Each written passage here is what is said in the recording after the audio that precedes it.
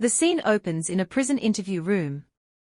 A young female convict, Jung Hao-yu, sits across from a lady reporter who is setting up her recorder. The reporter thanks Hao-yu for agreeing to the interview, saying that it's really important for the documentary she's working on.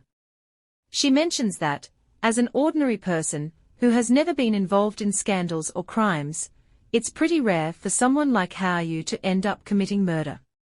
The reporter adds that besides discussing the case, she's also interested in hearing more about Hao-yu's life story. She wants to understand how someone like Hao-yu found herself in this situation.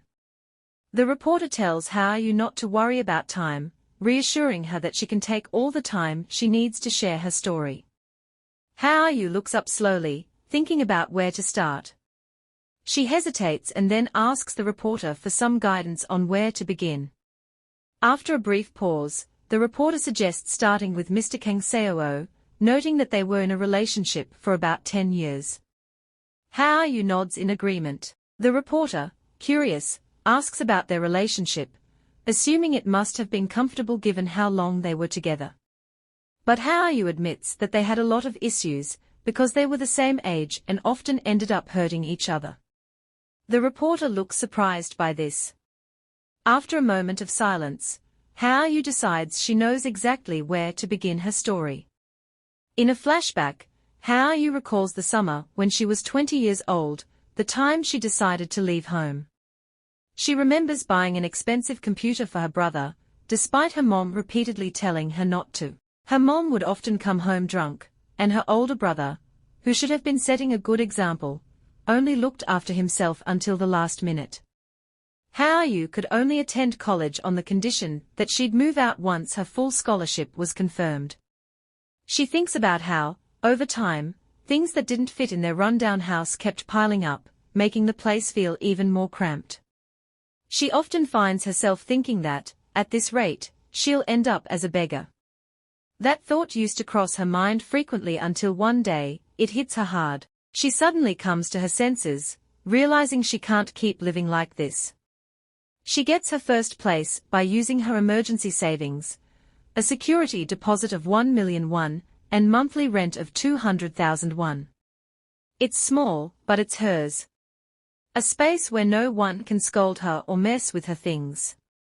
The freedom feels amazing at first. Her family only cared about the money she brought in, so cutting them off was easier than she thought. She's a bit scared at first, but everything feels perfect. The sense of liberation is intense, but doesn't last long. Once she settles in, reality starts to creep back in. Like most people, she ends up dating. She meets a guy at work, they exchange numbers, and before she knows it, they are in a relationship. But things aren't smooth. They keep having issues, especially when she refuses to get intimate with him after he books a motel room. He keeps ranting about how she doesn't love him, and says she's inconsiderate. She thinks this is just how relationships are supposed to be, so she tries to brush it off. One day, he gets upset because she won't let him come over to her place. She tries to explain that her place is too small, but he doesn't believe her. He starts accusing her of seeing someone else, and she's confused, asking why he'd even think that. But he's furious and says she's not giving him a good enough reason. The argument gets heated, and she starts to wonder if this relationship is even worth it. He demands to know why she won't let him into her home. She tries to explain that it feels awkward to bring someone over when they haven't been together long enough. In her mind, it's a reasonable excuse, but he doesn't see it that way. He's frustrated and complains that she always backs out after agreeing to be intimate, making him feel like she's just playing games with him. He points out how hard it is for him to afford a motel room every time they want privacy, and it seems to be wearing on him. The more he talks, the angrier he gets. Finally, in a burst of frustration, he storms off, angrily throwing out a comment about how it's no wonder her mom doesn't like her. He decides they should break up, saying he's tired of the whole situation. She watches him walk away, then turns and walks in the opposite direction, thinking to herself that they always split the motel bill anyway, so what's his problem? After ending her first relationship like that, the hot summer passes, and it becomes full-blown autumn. By the time she gets used to her quiet, uneventful life, she often finds herself thinking about how different she is from the people around her. They all seem so relaxed and full of energy, beaming with vitality. Unlike her, they don't seem weighed down by life. They probably don't date like she did, with all the drama and frustration. She imagines they don't feel lonely even when they are alone, and can say whatever they want with confidence. One day, while she's lost in these thoughts, her phone rings. It's her boss, asking if she can come into work because one of the part-time workers quit. She agrees, saying she's done with class anyway. She was planning to go to the library to study for a while, but now she has to head straight to work. And that's when it happens. She notices a guy standing at the other end of the road, looking right in her direction. His name is Seo. She glances up, wondering if he's really looking at her. She even comments to herself that he's handsome. But then he turns and starts walking away, still staring at her. She's left wondering why he's like that, why he keeps staring. The next day, she's surprised to find him in the same class as her. She thought she wouldn't see him again, but there he is, continuing to stare at her. This goes on whenever he sees her, and it starts to get to her. One day, she's eating at the cafeteria when he walks in, eyes locked on her as usual. She tries to convince herself that it's just her imagination, but his curious, one-sided gaze makes her feel like a toy being chased by a cat. It's uncomfortable, and she can't take it anymore. She stands up and confronts him, asking why he keeps staring at her. He looks at her, speechless, and just as he's about to say something, a girl comes up to him, dragging him by the arm, saying she's been looking for him for ages. As they walk away together, he tells her to back off, asking why she's making a scene. The girl, with her arms crossed, asks him if he doesn't like her.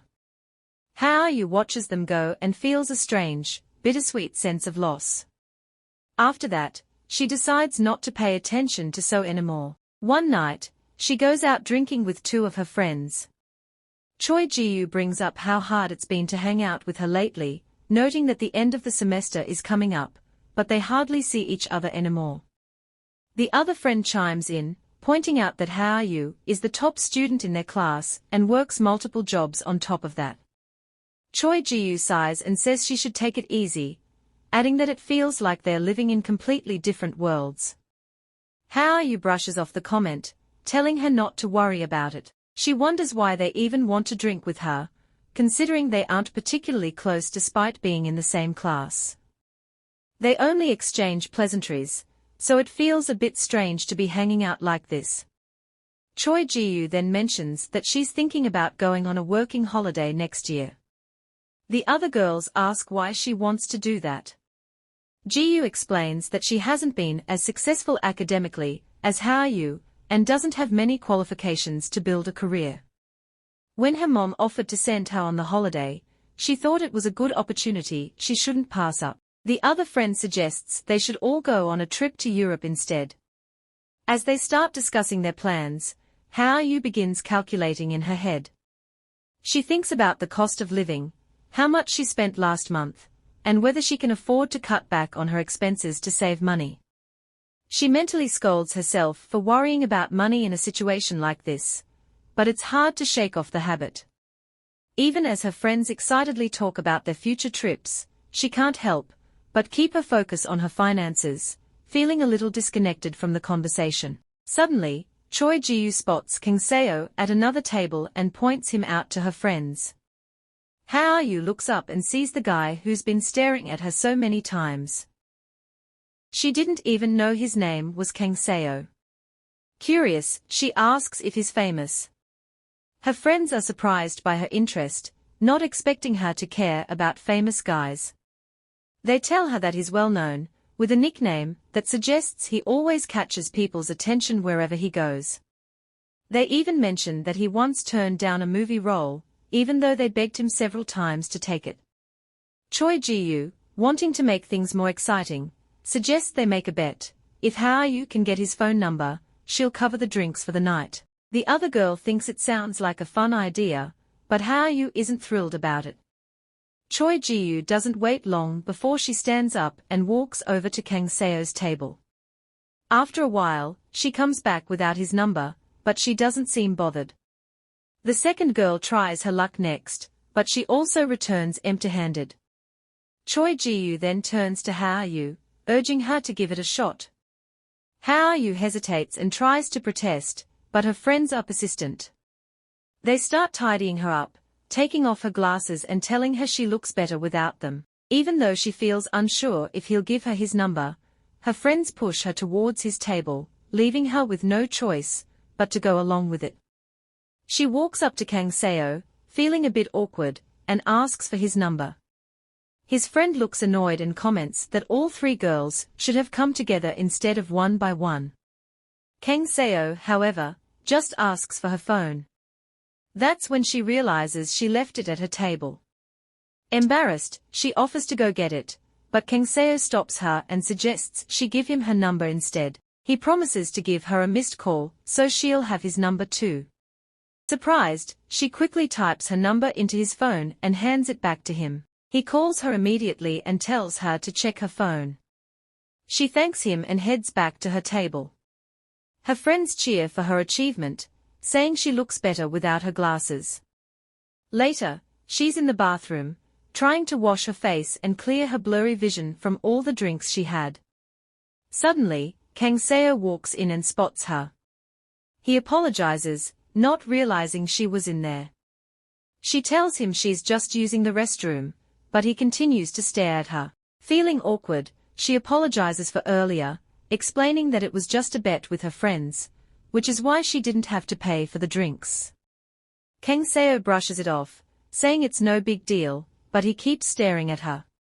Finally, she asks him why he's been staring at her for so long.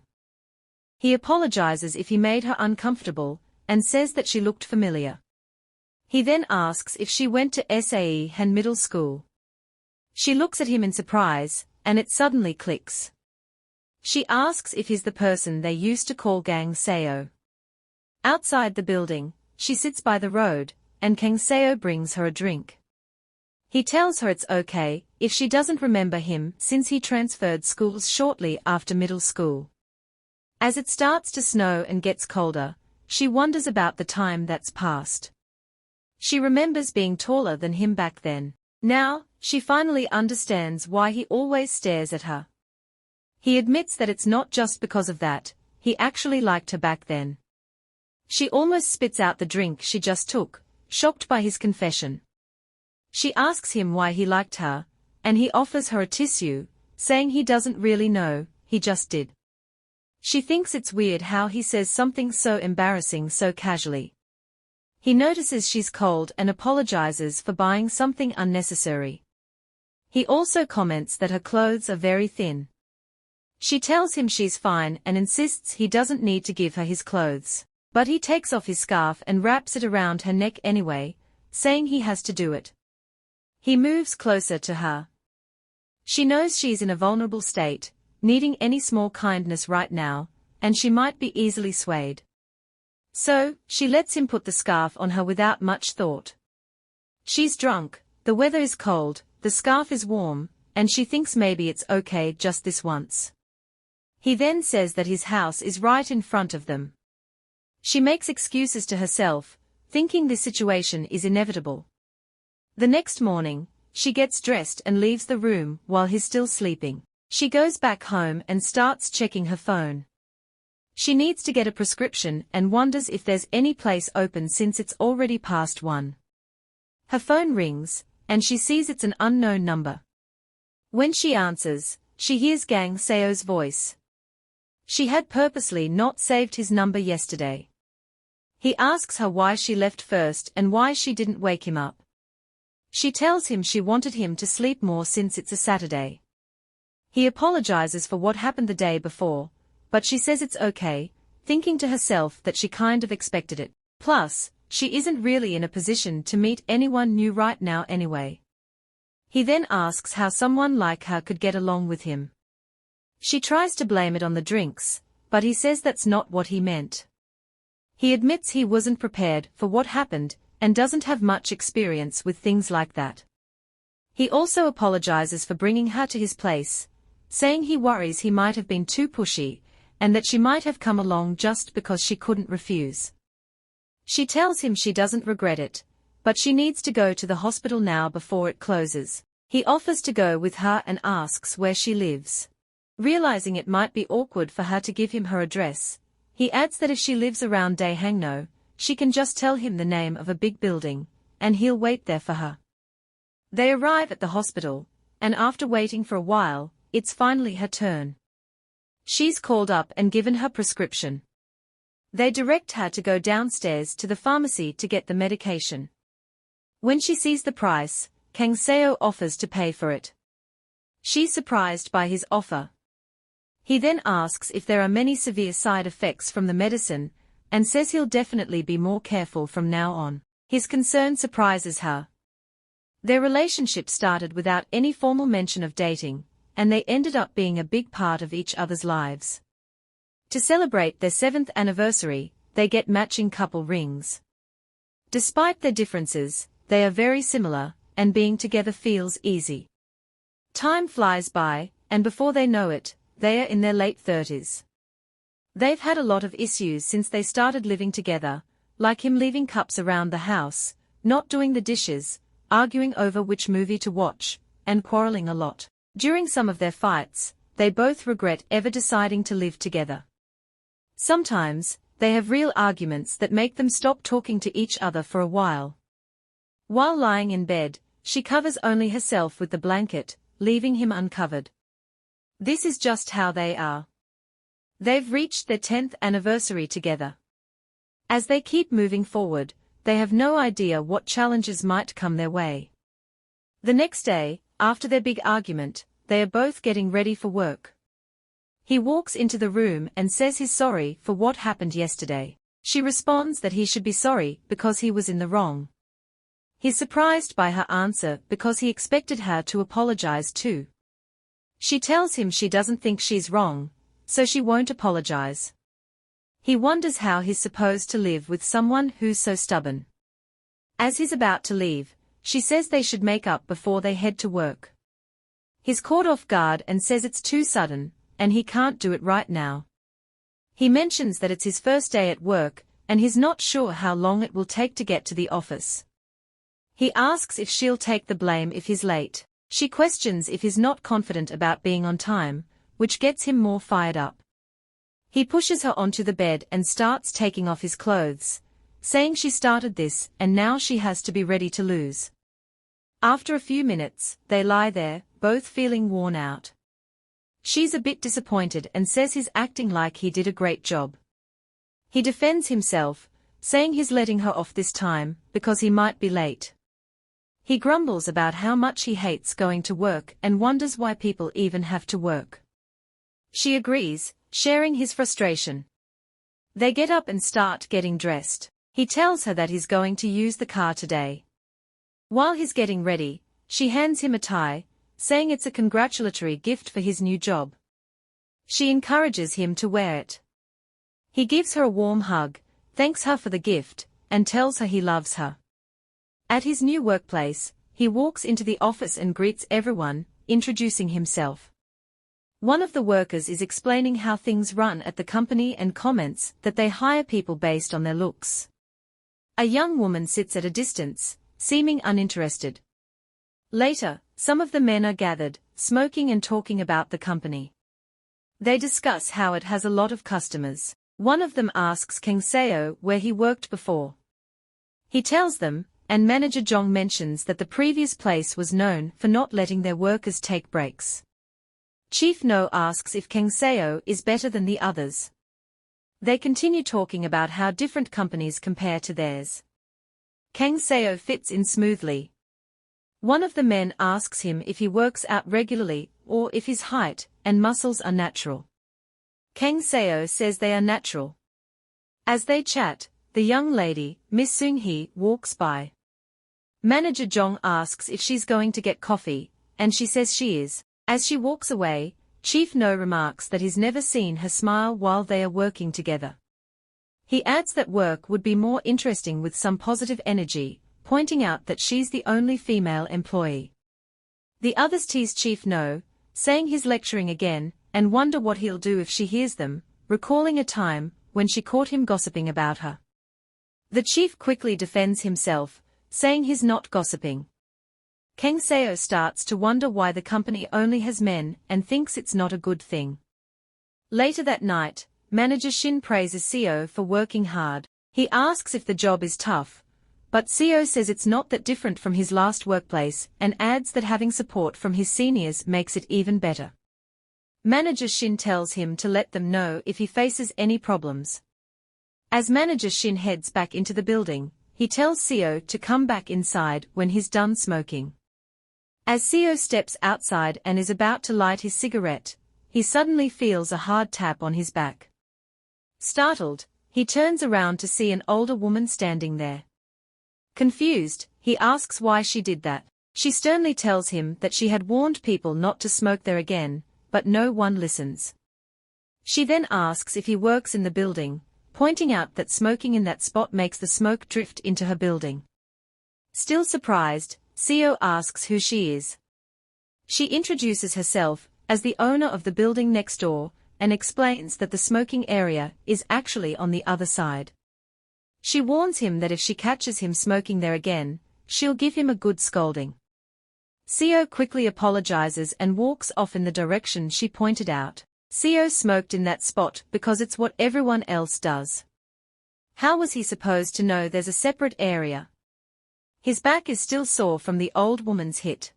As he rubs the spot, he notices Miss Seung-hee standing nearby. They both stand there in awkward silence for a while. The timing couldn't be worse. He knows he can't pretend not to see her, but he also doesn't want to just stand around. When she takes out a cigarette and struggles to light it, he quickly offers his own lighter, asking if she's all right. He's pretty sure she's been crying. She turns around abruptly, apologizing as soon as she realizes it's him. She grabs the lighter from his hand and finally manages to light her cigarette. Seo can already see how this could easily be misunderstood. People often mistake his simple acts of kindness for something more, and he knows that asking someone if they are all right is pretty useless. It's just a temporary fix. He remembers how he used to enjoy moments like this when he was younger, but that was before he met Hao-yu. Now, he knows better than to create uncomfortable situations from the start. So, after finishing his cigarette, he walks away without taking the lighter back. He ignores her attempt to start a conversation, and she's left standing there, completely shocked by his cold response. Later that night, Hao-yu walks into the house and is surprised to find Kang Seo already home. She asks him why he's back so early. He smiles and says he finally got to leave work at 6 p.m. for once. She congratulates him, happy for him, and then pulls out some food she bought on her way home, suggesting they have dinner together. After they finish eating, Hao-yu takes a closer look at his back. He mentions that it still hurts from getting hit earlier. She gently scolds him, saying he should have found the smoking area sooner, but she's relieved there's no scar. As they talk, his phone chimes. Since he's too engrossed in the game he's playing, he asks her to check the message for him. She opens the message and sees that it's from Seung-hee, thanking him for lending her his lighter, and saying she'll return it the next day. Hao-yu reads the message out loud, and Kang Seo casually tells her to reply for him, explaining that Seung-hee is a co-worker, and he lent her the lighter in the smoking area. Hao-yu raises an eyebrow and asks if she looks like she's that generous, telling him he should reply himself. He sighs and playfully begs her to just do it for him. As she thinks it over, she clicks on Seung-hee's profile picture, studying it closely. Kang Seo notices and asks what she's staring at so intently. She then asks if there are female employees at his new workplace, pointing out that his last job only had male employees. Kang Seo tells her that Miss Seung-hee is the only female employee at his new job, and that she handles accounting. Hao-yu keeps staring at the picture, then comments on Seung-hee's body, saying she's jealous and wonders if she could look like that if she exercised a bit more. Kang Seo chuckles and teases her, saying even daily exercise wouldn't get her there. He playfully suggests she should start working out a little and stop complaining about her hips and shoulders hurting after every workout. Then, he takes his phone back from her. How are you pouts and says she doesn't like exercising, adding that no matter how much he works out, his body will just rot from all the cigarettes he smokes. Kang Seo grins and insists that his body won't rot. He then suggests she should at least eat some rice, pointing out that she'll keep hurting if she continues eating like a bird. She sighs, and he notices, asking if something is bothering her or if she's trying to get him to stop playing games. She looks at him and nods, saying he's right and that he's already 31, so it's time to stop. He laughs and asks what age has to do with playing games, reminding her that it's just his hobby. She agrees, but only reluctantly. After a moment, she tells him that she'll have to go to work soon, so he needs to look after the house. He nods and says he knows, joking that he'll have to order food since she won't be around. The next day, as Hao-yu heads to work, she can't shake the feeling of annoyance. She's irritated by that girl, Miss Seung-hee. It's not the first time she's felt this way. She remembers something similar happening during the summer of that year when Seo was group studying. She was standing outside, waiting patiently for him to finish.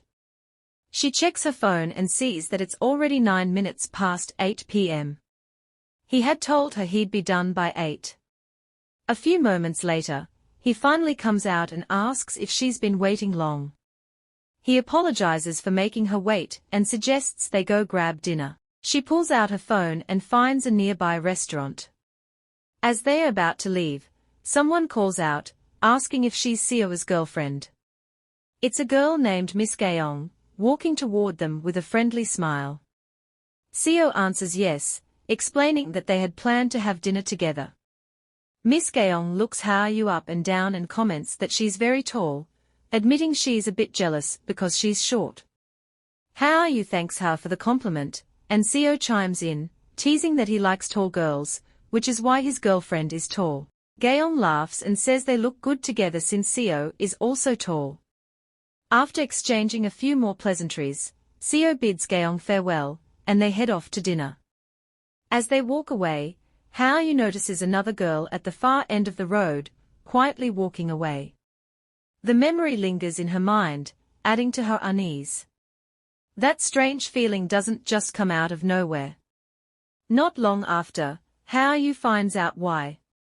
She sees some messages on Kang Seo's phone from a girl. The girl is offering herself to him, suggesting they could date without Hao-yu knowing. Upset, she confronts him and asks if it's the girl who was standing at a distance that night. Kang Seo is caught off guard, admitting that he thought she'd naturally assume it was Gaeong. She demands to know why he always denies things like this, and he explains that if he doesn't, these girls will keep bothering him, saying they are just too clingy. He then asks her if she's seriously worried about that now. She looks at him, frustrated, and tells him that he's not being sincere at all. As Hao-yu gets closer to her office, she wonders why that odd feeling keeps coming back, even stronger than before. She questions whether she's just anxious because of the new female employee, especially since there were never any before. As she walks down the corridor, she notices her chief and another co-worker standing by the window, watching something intently. She greets them and asks what they are looking at so early in the day. As she comes closer, she sees it too. They are staring at their director, who is standing outside with Yerin, a young contract staff member. Yerin is holding onto the director affectionately. Her chief comments that they are shameless, adding that Yerin is bold for dating an old man like the director. As the chief mentions that the director bought Yerin a latte, the other lady comments that it really looks like they are dating. The chief then warns her that married men can be worse than animals, so she should be careful. Hao-yu nods, but she's puzzled about why she needs to know this in the first place. The conversation keeps circling back to Yerin, and Hao-yu feels less interested, wondering why she has to hear all this gossip when she doesn't even work closely with Yerin. Later, in the director's office, he asks Hao-yu if she has a core conference today. He suggests that she could give some of her work to Yerin. Hao-yu politely declines, saying she can handle it herself and that the chief assigned the task to her, so she'll be fine. The director, however, isn't satisfied. He points out that Hao-yu is the only one who hasn't worked with Yerin yet. He reminds her that the reason they hire contract staff is to share the workload and teach them as well.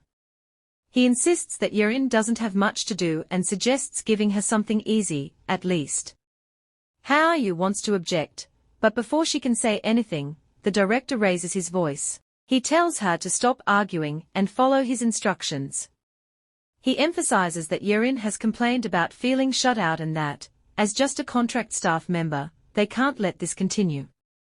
He also warns Hao-yu about the potential damage to the company's reputation if bad rumors start spreading. Hao-yu finds herself giving Yerin a list of tasks, explaining what to do when someone calls and which numbers to pass on for urgent business. Yerin nods, saying she'll handle it and that Hao-yu can count on her. Hao-yu tells her she'll be stepping out for a bit, thinking there's nothing too difficult, so everything should be fine. As she gets into her car, she realizes she was so caught up in transferring her work to Yerin that she ended up leaving late. It's already past 5 p.m., marking the end of her shift. She wonders if she should stop by somewhere before heading home, just to see someone's face for a bit. She dials a number, but no one answers. She arrives at a place she heard the company was near, and steps out of the car, deciding to take a walk around. That day, she's determined to see the face she's been thinking about every day. There's a stubbornness in her that feels strange, almost like something was pulling her there.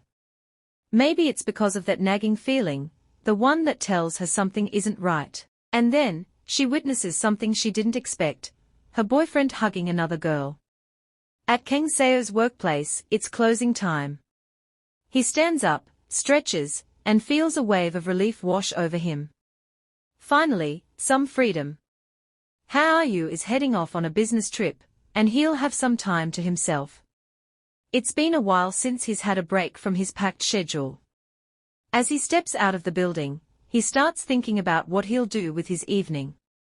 A beer sounds nice, but maybe he'll decide once he gets home. He hopes to see Hao-yu's face one last time before she leaves.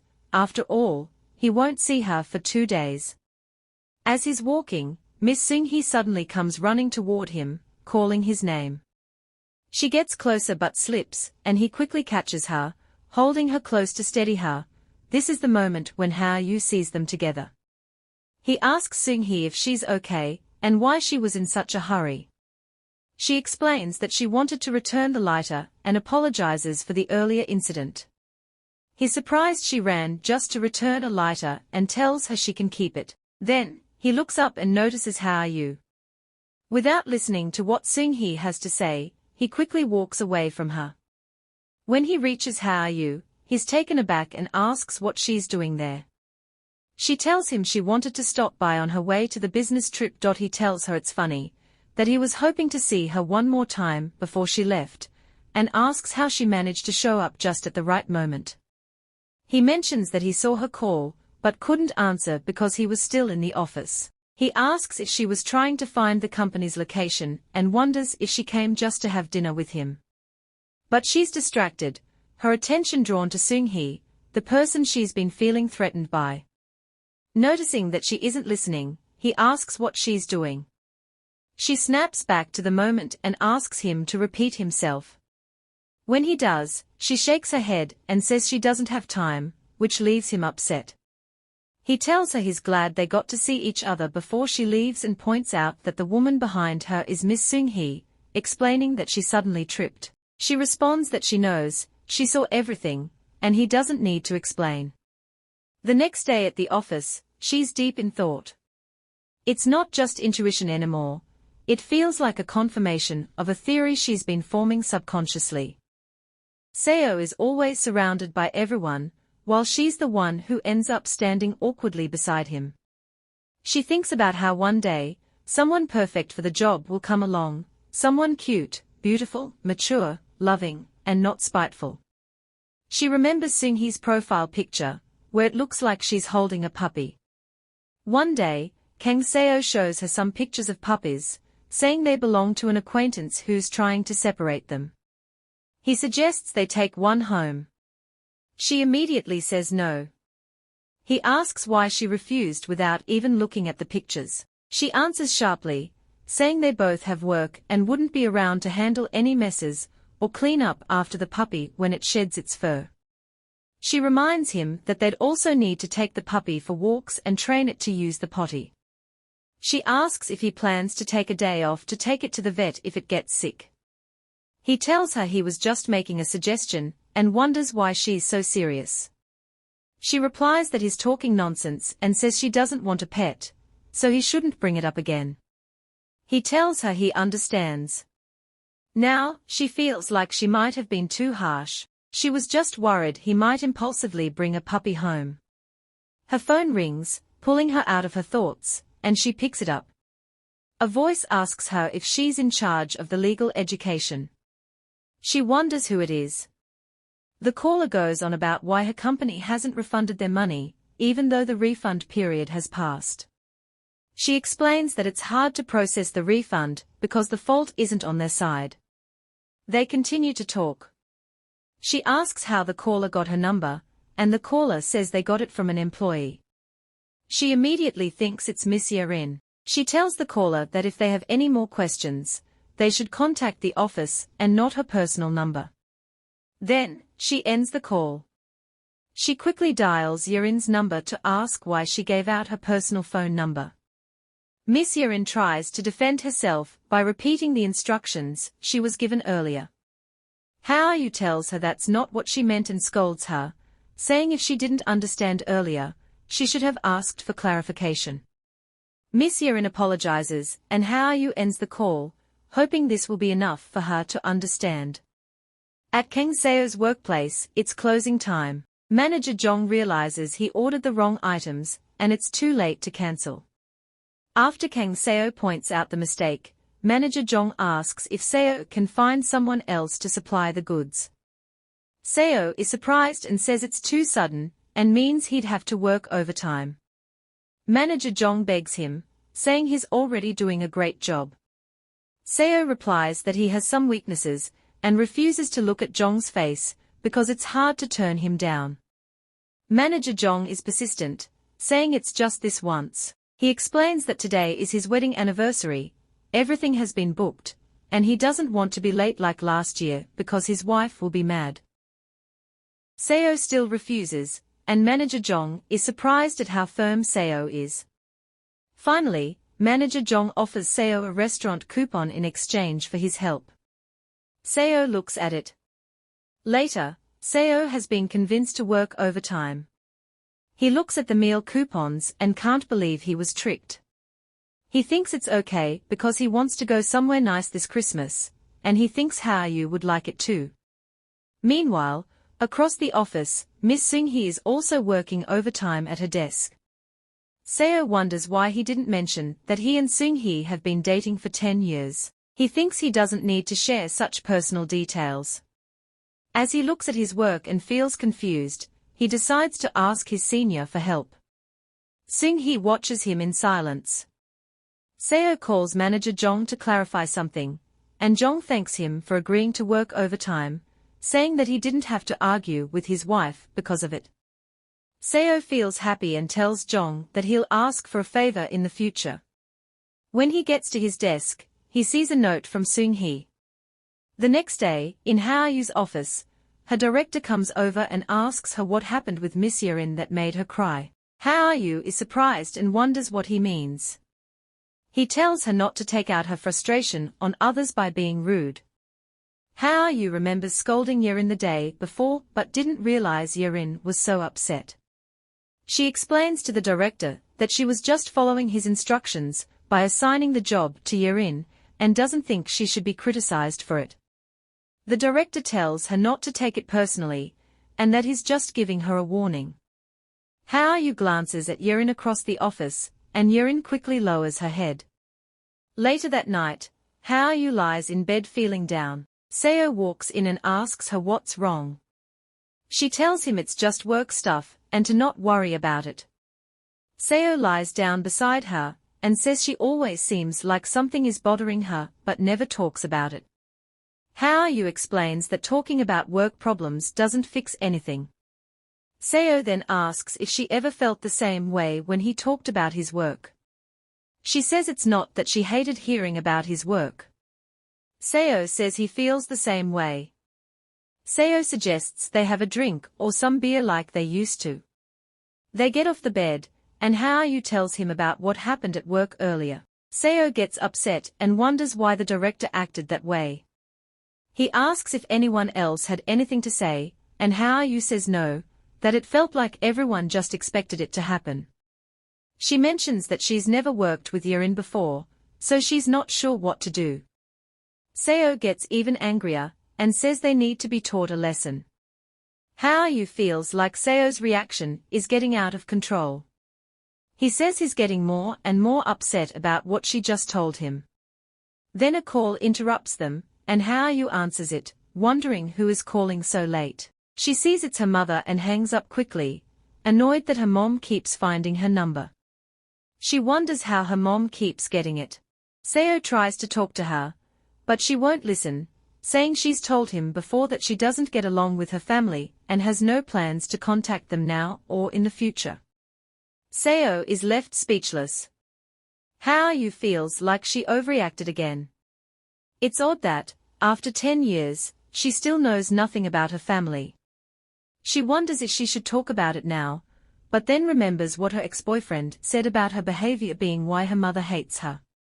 She worries that Seo might think she's strange or unusual if she's cut ties with her family. Seo pulls her out of her thoughts by asking about what else is going on at work. She says it's nothing important, but he insists he wants to hear about it. She starts talking about the exhibition she attended and tries to explain more, but Seo seems lost because he doesn't understand any of it. She gets frustrated that he isn't paying attention and asks why he wanted to know in the first place. Angry, she grabs his clothes, showing her irritation. Seo tells her that she always seems so indifferent about everything, but when she talks about work, she becomes really attractive. Hao-yu tells him to stop, saying she's already tired from the business trip and doesn't see why he's making such annoying comments. He moves closer and asks if she's trying to avoid him. She wonders if he's teasing her on purpose. Before she can respond, he kisses her. She finally gets her bearings and asks him to wait a moment. Seo asks if she doesn't like it. Hao-yu says she doesn't want to do this here, and would rather go to her room.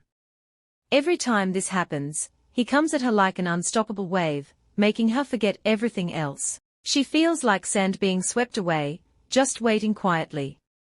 They head into the room and start getting intimate. Whenever they face a problem, they often find comfort in each other's warmth, pretending that there are no issues and just relaxing together. It's a bad habit of piling problems on top of problems. Afterward, they lie exhausted on the bed. Seo asks if they should get new couple rings since they've lost the ones they had before. He suggests getting the most expensive and nicest ones, but Hao-yu disagrees. She says they'll probably lose them again, and suggests using the money to buy something delicious instead, since neither of them wears rings often. Seo asks why that doesn't make sense. He was about to say they could get married in the future, but stops midway. Hao-yu turns to him, urging him to finish what he was going to say. Seo says he's forgotten what he wanted to say.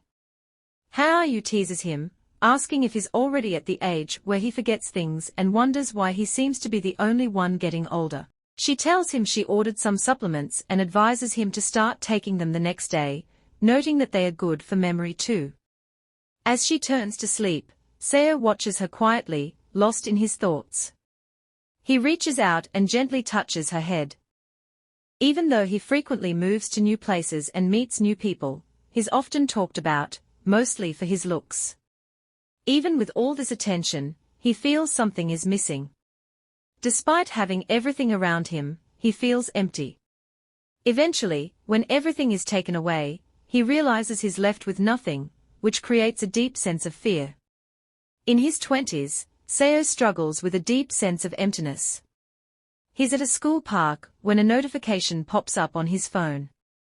He's not usually excited about class gatherings. Often, he'd rather stay alone and rest, but if he skips them, he'll probably get scolded, and then the same people will show up again. As he's thinking about this, he spots a girl ahead of him. "It's how are you?" She looks different now, her hair is frizzy, her lips are dry and cracked, and her clothes are worn out. Her eyes seem empty and exhausted. Seo feels her face is familiar, but he can't quite remember her. He realizes she's no longer someone who would reach out without hesitation. As they keep staring at each other, he feels like he's seen her somewhere before. He starts to think he should be the one to offer her a hand now. After that day, Seo starts to follow Haoyu around, though he does it half-heartedly. He sees her in class, on the road, and keeps trying to remember where he has seen her before. Even at the cafeteria, he can't stop staring at her. She notices and asks why he's always staring. Seo is speechless, and a lot of thoughts run through his mind. He still can't recall where he knows her from and isn't sure if he should ask her. Just as he's about to speak, another girl pulls him away by the arm. Seo is annoyed by the interruption, but still looks back at Haoyu. As he turns away, he feels a childish satisfaction, happy that he somehow matters to her. Later that day, he follows Haoyu quietly, telling himself to stop acting like a stalker, and just ask her directly. He finds her behind a building, making a call. She seems really angry and tells the caller not to come, because they don't care anyway. She says she'd rather die there than deal with them, and it's clear she's talking to her mom. Seo listens silently, feeling a pang of hurt. He realizes that his excuse of her looking familiar is too weak compared to her pain. Even though he starts to understand why she's so troubled, she seems to push him out of her thoughts. In class, Seo keeps thinking about what he heard Haoyu say on the phone. Her face was filled with such despair that it seemed like she might disappear from the world at any moment. He feels like he can't reach out to her. Later that night at the bar, Seo is having a drink with his friend when Choi Ji-yu and her friend approach them. Choi Ji-yu asks Seo for a favor. She wants him to give his number to their friend, who will arrive later, and Seo realizes she's talking about Haoyu.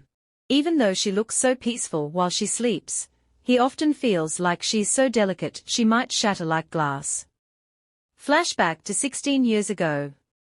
Seo is playing football with his friends during middle school. He scores a goal, and his teammates praise him for it.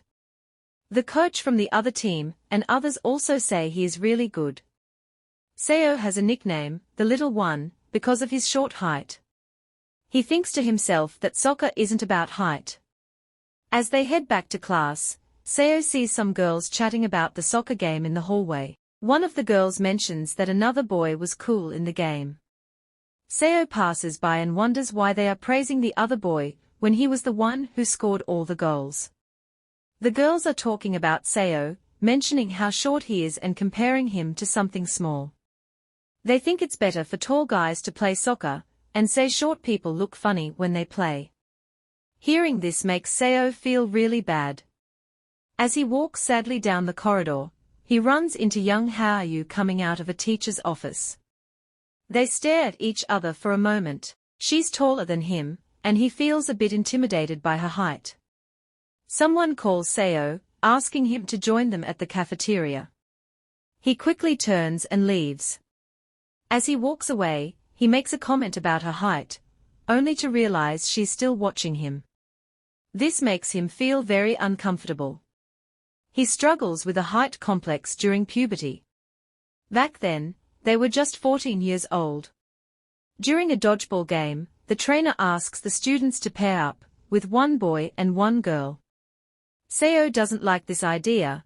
He'd prefer to play without partners, or with someone of the same gender. But the trainer insists and threatens to pair them himself. All the other students rush to pair up with the tall kids, not wanting to team up with Seo because they think he'll get hit with the ball on his head. He hears their comments and feels really miserable. That's why he begged his mother for height-increasing injections, but she refused, saying he would grow naturally when the time came. This made him hate her a bit. One day, a hand reaches out to him, asking if he wants to be her partner. It's "How are you?" He's surprised and thinks she might be teasing him. He tells her to find a partner among the tall kids, but she says she wants to team up with him because he's good at sports. She mentions she saw him playing soccer during lunchtime. This surprises him, because he always thought she was only good at studying. That was their first conversation. After a while, they get eliminated from the game. Seo teases her, saying she doesn't know how to play sports. She apologizes and promises to partner with him again next time. But with his sudden transfer, there's no chance for a next time. As time goes on, Seo realizes his mother was right. His height issues fade away as he grows taller, and people start noticing him more. Choi Ji-yu explains that she wants to treat her friend to a drink, but doesn't want to make her friend feel awkward by offering directly. Instead, she suggests doing it as a bet. Seo gets why she wants to do it this way and agrees to help. He mentions that he's been asked for numbers before, but this is the first time he's had such a request. After thanking him, Choi Ji-yu and her friend leave. His friend wonders out loud why girls go through so much trouble just to buy another girl a drink. Kang Seo agrees. Then his friend asks why Seo isn't in a relationship and mentions a girl from their class that Seo often talks about. His friend is surprised that Seo hasn't even tried to talk to her, teasing him for acting tough while actually being hesitant. Seo feels frustrated and admits he can't bring himself to approach her. He jokes that he feels like her glasses would shoot lasers at him if he tried. He adds that he doesn't even know her name, and they don't take attendance in their class anyway. Later, when Hao-yu comes to ask for his number, he notices she isn't wearing glasses, so he finally recognizes her. It hits him that she's been the one he's been thinking about all along. He remembers when they were drinking by the roadside that night, and she asked him why he said he liked her. He didn't know why he liked her then, or even now. He tries to figure out the reason, but quickly gives up. Honestly, he just wanted to be close to her for no specific reason, especially when she's off guard. He knows he's being selfish. The next morning, after they spent the night together, he remembers what happened and tries to call her. He still needs a good reason to approach her. Back to the present. Seo didn't want to rely on anyone, but without meaning to, he ended up sitting next to her. Now, if he's not there, she might fall apart too easily. The next day at work, Seung-hee finds her note in the trash bin. Seo walks in, looking tired, and wonders if he stayed up too late the night before. He thinks to himself that he'll never be the one to leave her first. That's what he's decided. Seo runs into Seung-hee and wonders if she saw the note and snacks in the trash bin. He asks her why she's in early today. She says she came to get something from the cabinet and comments that it's finally Friday. As she walks away, he wonders if she noticed the note and snacks. He tries to calm himself, thinking that she probably didn't see them. Later that day, manager Jong tells Seo that they need to go on a sales trip.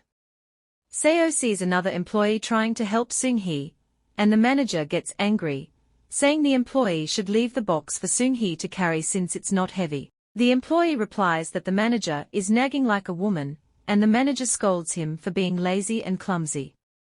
Seo watches, amazed. At the smoking area, Seo asks the manager if he was also hit by the old woman who lives next door. The manager says no and then tells Seo that the company car will be coming next month. He asks Seo to keep track of all expenses and make receipts. Seo understands his new job duties. The manager tells him to ask any questions if he's unsure about anything. Seo says he doesn't have any questions right now.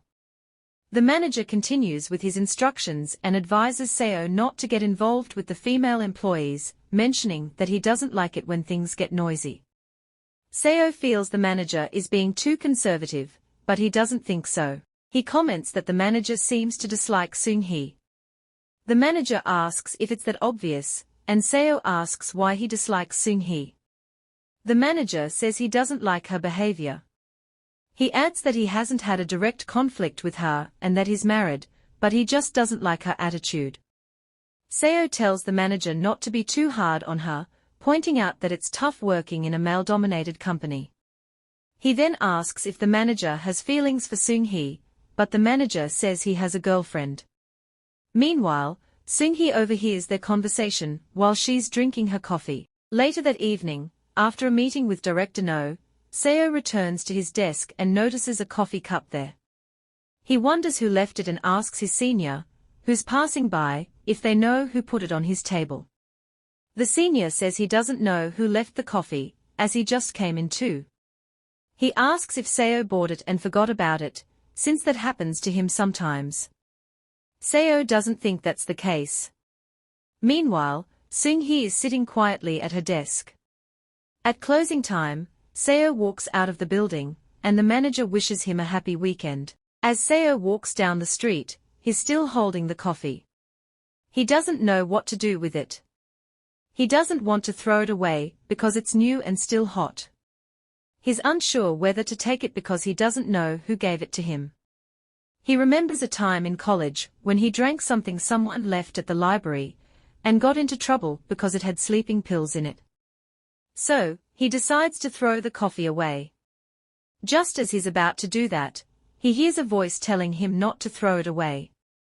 He turns around, surprised to see it's Seung-hee. She tells him she's grateful he defended her in front of the department head.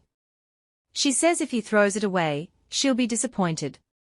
She explains that she bought the coffee from the cafe next to their office, so he shouldn't worry about it and should just enjoy it.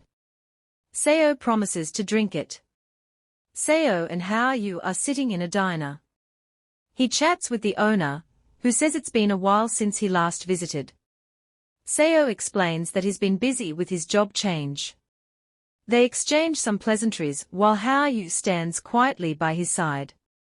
Once they are seated, food is served. Seo asks Hao-yu if she'll come with him to a wedding tomorrow. She asks which wedding, and he tells her it's for a classmate of his. He adds that they are not really close, but he got a personal invitation, so he feels like he should go. Hao-yu comments that he was always saying he didn't have friends, but now he's getting a lot of wedding invitations this year. She then asks about the coffee he's been carrying around. Seo thinks for a moment and lies, saying he got it after work because he was so tired. Hao-yu looks at him, not convinced, since she knows he doesn't like hot coffee. She can tell he's lying but just laughs it off, thinking that things not immediately visible aren't so important. It's the wedding day, and Seo and Hao-yu are at the venue. The place is buzzing with excitement. Over the loudspeakers, a voice announces that the couples are about to make their entrance and asks everyone to clap to show their support.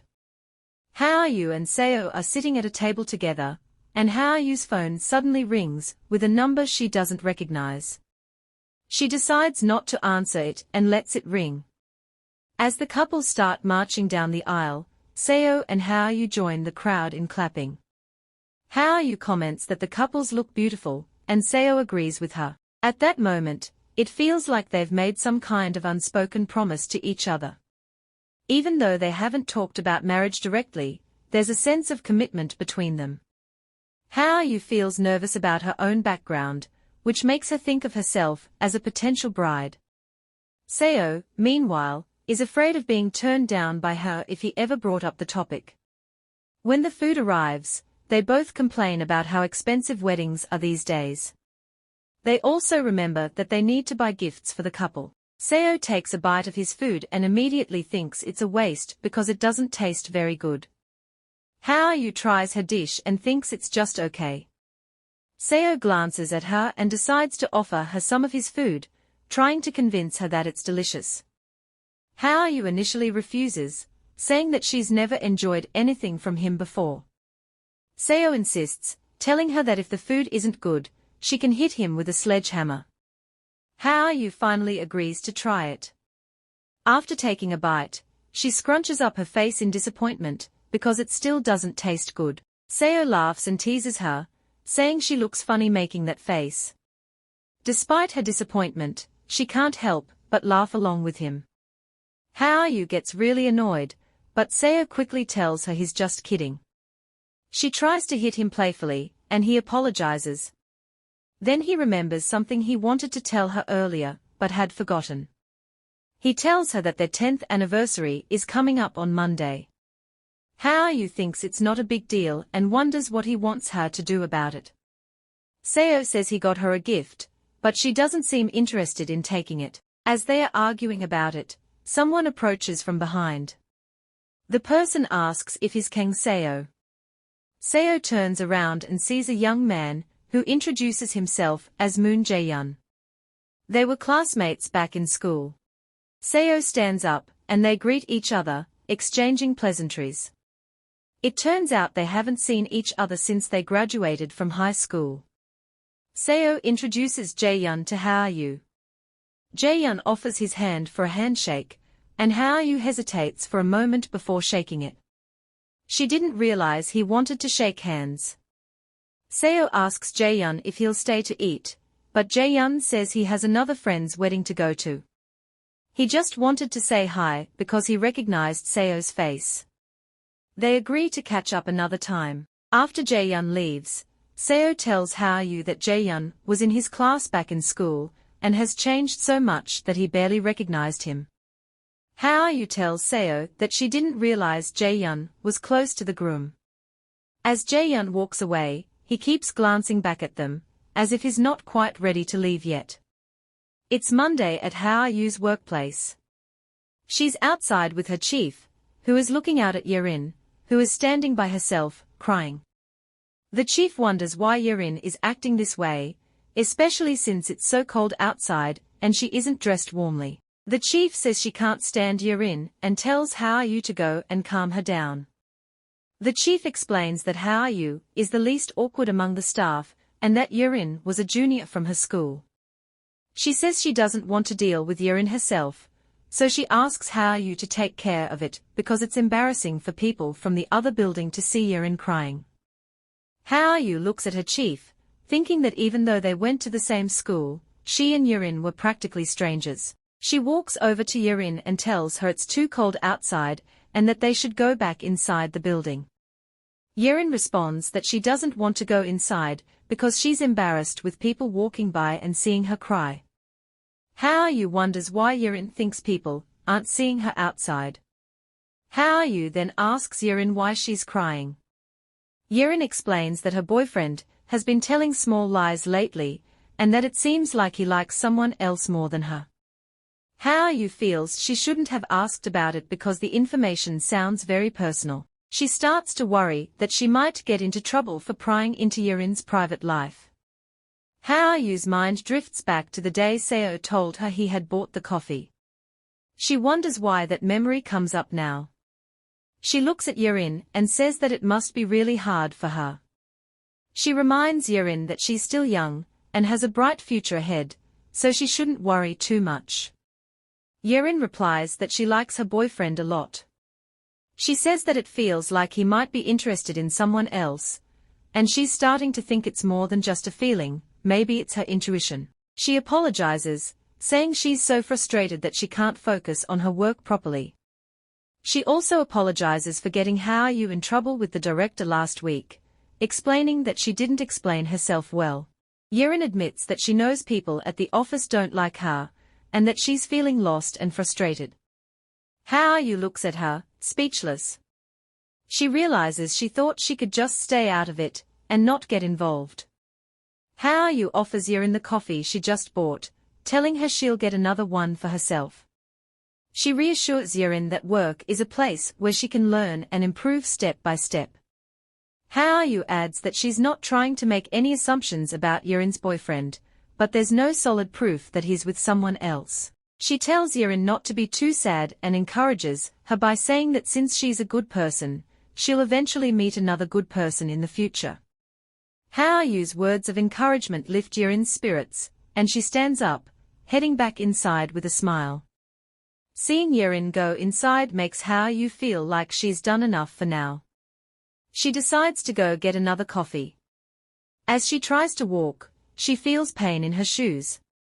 She remembers why people say you shouldn't wear something you're not used to. Haoyu sits down by the road and takes off her shoes, holding them in her hand. These shoes were a gift from Seo a while ago. She had kept them in the shoe cabinet because they were uncomfortable. Even though she didn't like wearing them, she took them out today for reasons she finds a bit silly and childish now. The person who gave her the shoes probably doesn't mind if she wears them or not. While she's sitting there, someone approaches her and says it looks like she's been hard on herself. She looks up and sees a young man. He asks if she's okay and offers her a tissue. It's Moon Jae-yun. As Haoyu collects the tissues from Moon Jae-yun, she thanks him and asks how he knows her name. She wonders if they've met before. Jae-yun explains that they met at the wedding ceremony on Saturday. Haoyu then remembers seeing him there, but she accidentally calls him by a different name. He gently corrects her, and she apologizes for forgetting his name. Jae-yun asks if he can sit down next to her, and Haoyu agrees. He takes a seat beside her and asks if she works in the building. Haoyu replies that she works on the 6th floor, and then asks if he works in the same building too. Jae-yun says he does and mentions that he was recently transferred to the building because of a reshuffling of employees. Haoyu glances at his staff identity card and sees that he works on the 1st floor at the bank. Jae-yun notices her discomfort and offers her a bandage. Haoyu takes it but is surprised that he is carrying a bandage, thinking it's something more commonly carried by women. Jae-yun explains that he works with paper all day and often cuts his hands, which is why he always keeps a bandage with him. Jae-yun crouches down to help put the bandage on her heel, but Haoyu stops him. She says she'll apply it herself. She explains that it's not that she doesn't appreciate his help, but it feels a bit awkward for her to have someone else touch her feet. Jae-yun hands her the bandage, and she puts it on her heel. She thanks him and says she feels better now, all thanks to his help. As she gets up, Jae-yun notices her broken heel and tells her it might be hard for her to get back to her office with the heel like that. He offers to go get some slippers from his office for her. Haoyu tells him not to worry about it. She says she can manage, and will be able to get back to her office on her own. Jae-yun starts to laugh, and Haoyu looks at him, asking why. He apologizes and says that her behavior today is quite different from what he first thought. Haoyu asks how she seemed at first, but Jae-yun can't really answer. Instead, he suggests that they should greet each other whenever they meet, since it's a bit of fate that they work in the same building. Haoyu feels a bit alarmed and isn't sure what's happening, but she decides to go along with it and agrees to his suggestion. She thinks this is going to be harder than she thought. Meanwhile, Seo and Manager Jong are sitting at a cafe, having some drinks. Manager Jong suddenly brings up Miss Seung-hee and asks Seo if there's anything going on between them. Seo admits he hates being the last one to know about these things. He's surprised and asks Manager Jong what made him think that. Manager Jong explains that Miss Seung-hee had given him coffee the day before. After thinking about it, he noticed the rabbit logo on the cup, which is from the cafe Miss Seung-hee often goes to. He also mentions that her cubicle is filled with similar coffee cups. This made him wonder if there's something more going on between them. Manager Jong insists that it really seems like Miss Seung-hee might be interested in Seo. Seo tries to argue, but Manager Jong keeps going. He points out that Miss Seung-hee is usually very direct and hasn't even shared candy with anyone else in the office, yet she gave Seo coffee. He also mentions that it doesn't seem like she has a boyfriend, and if Seo likes her too, they might make a good couple. Manager Jong adds that he heard Seo supported Miss Seung-hee in front of the chief, which makes him think Seo might have feelings for her. Seo is confused and asks why the chief didn't say he has a girlfriend. Manager Jong is surprised and says he thought Seo was single because he doesn't wear a couple ring. Seo points out that neither of them wears rings anyway. Manager Jong then asks if Seo plans to marry his girlfriend. Seo is shocked and doesn't know how to answer. Manager Jong keeps pushing, suggesting that Seo should seriously think about giving Miss Seung-hee a chance. Feeling uncomfortable with the conversation, Seo asks Manager Jong to listen to what he has to say first. But Manager Jong doesn't let up. He talks about how Miss Seung-hee seems very wealthy from her clothes, bags, and high heels, which he sees as signs of her being classy. Seo disagrees, saying that Seung-hee might just like those high-end things for her own reasons. But Manager Jong keeps insisting. He says that Seung-hee wears different expensive brands every day, which seems more than what an accountant could afford, even if they are using credit. Manager Jong tells Seo to trust his judgment and warns him that he might regret missing out on someone like Seung-hee. Seo reminds Manager Jong that he already has a girlfriend, so this discussion doesn't really matter to him. But Manager Jong responds that nowadays, people are always looking for something better. He says it's okay to think about finding someone who might be a better match for marriage.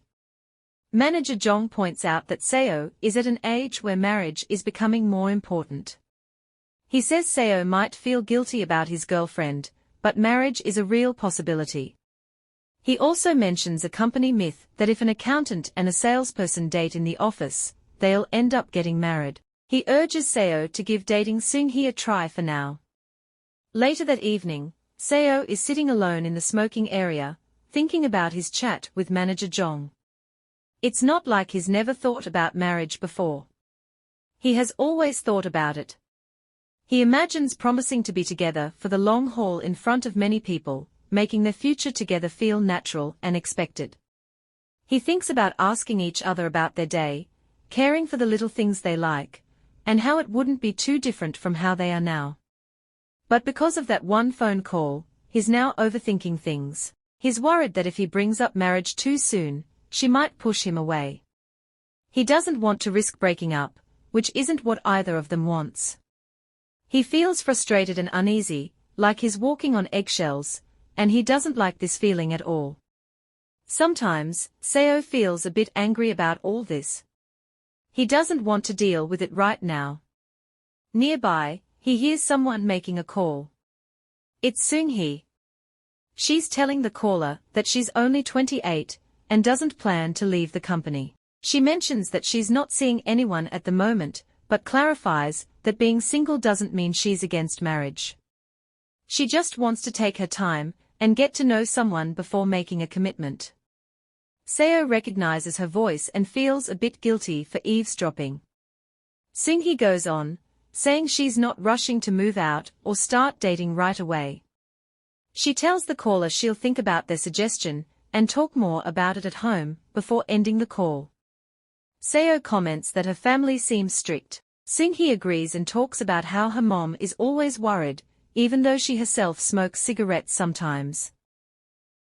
Seo sympathizes, saying it's natural for parents to worry in such a tough world. Then, Seung-hee asks him if he has plans to get married someday too. Seo is surprised by the question and asks her why she's bringing it up now. He wonders why everyone is talking about marriage today. Seung-hee explains that she's just asking because he mentioned wanting to have a daughter earlier. Seo tells her that he does plan to get married in the future. When she asks if he plans to marry his girlfriend, he says yes. Seung-hee says she thought so and that they seem like a perfect match, which almost makes her a bit jealous. Then, she asks if he plays a particular game on his phone. Seo is surprised and wonders how she knows about it since he usually plays it secretly in his spare time. Seung-hee says she saw it on his phone a few days ago, and asks if he has updated the game. Seo is amazed that she knows he spent a lot of money on upgrading the game. He replies that he just plays it for fun. As they continue talking, Seung-hee mentions that the updated version of the game has new features, and Seo decides to check it out. He comments that it seems like she likes games, and she tells him that she does, especially PC games. But lately, she has been playing mobile games because she's been really into camping. Seo asks if she goes camping too, and she says yes. She talks about the place she went this weekend, describing how nice it was. She explains that it wasn't hard to book a spot there because it's off-season, and that there were lots of animals and other entertainment options. To be honest, Seo doesn't really get it. He can't understand why someone would want to sleep outside uncomfortably when they could just be at home resting comfortably. As soon he talks, he snaps back to reality. He's surprised that he actually thought it would be nice if Hao-yu were more like her. Soon he mentions she needs to go back inside to finalize some orders, and that she didn't realize she had spent so much time talking with him. She even didn't get a chance to smoke again. As she heads back into the office, Seo chides himself for the silly thoughts he was having. At home, Hao-yu is alone on the sofa. Seo sends her a message saying he'll be having some beer outside before coming home, and tells her to eat without him. Hao-yu replies, asking him to bring ice cream for her. She lies down on the sofa, feeling exhausted. She complains about how tedious her work is and how tired she feels. She checks her phone and sees a few messages, knowing they are from her brother. She wonders how he keeps finding her number even though she keeps changing it. It's so tiring for her that she feels like she's going to collapse. Back in the past, when she was living with her brother, he had asked her to make some food. When she brings it to him, he complains that she didn't do it well. She tries to defend herself, but he stands up and starts bullying her, calling her all sorts of names. She looks down at the table and notices his college exam results. They aren't good, and she feels that this might be why he's in such a bad mood. He sees her smiling and gets angry, asking her what's so funny, and calling her even more names. He seems ready to pounce on her. Back in the present, she wakes up feeling cold and finds Seo placing an ice cream on her cheek. She had fallen asleep on the sofa. He smells like alcohol, and she reminds him that he said he would only have a beer, but ended up drinking a lot.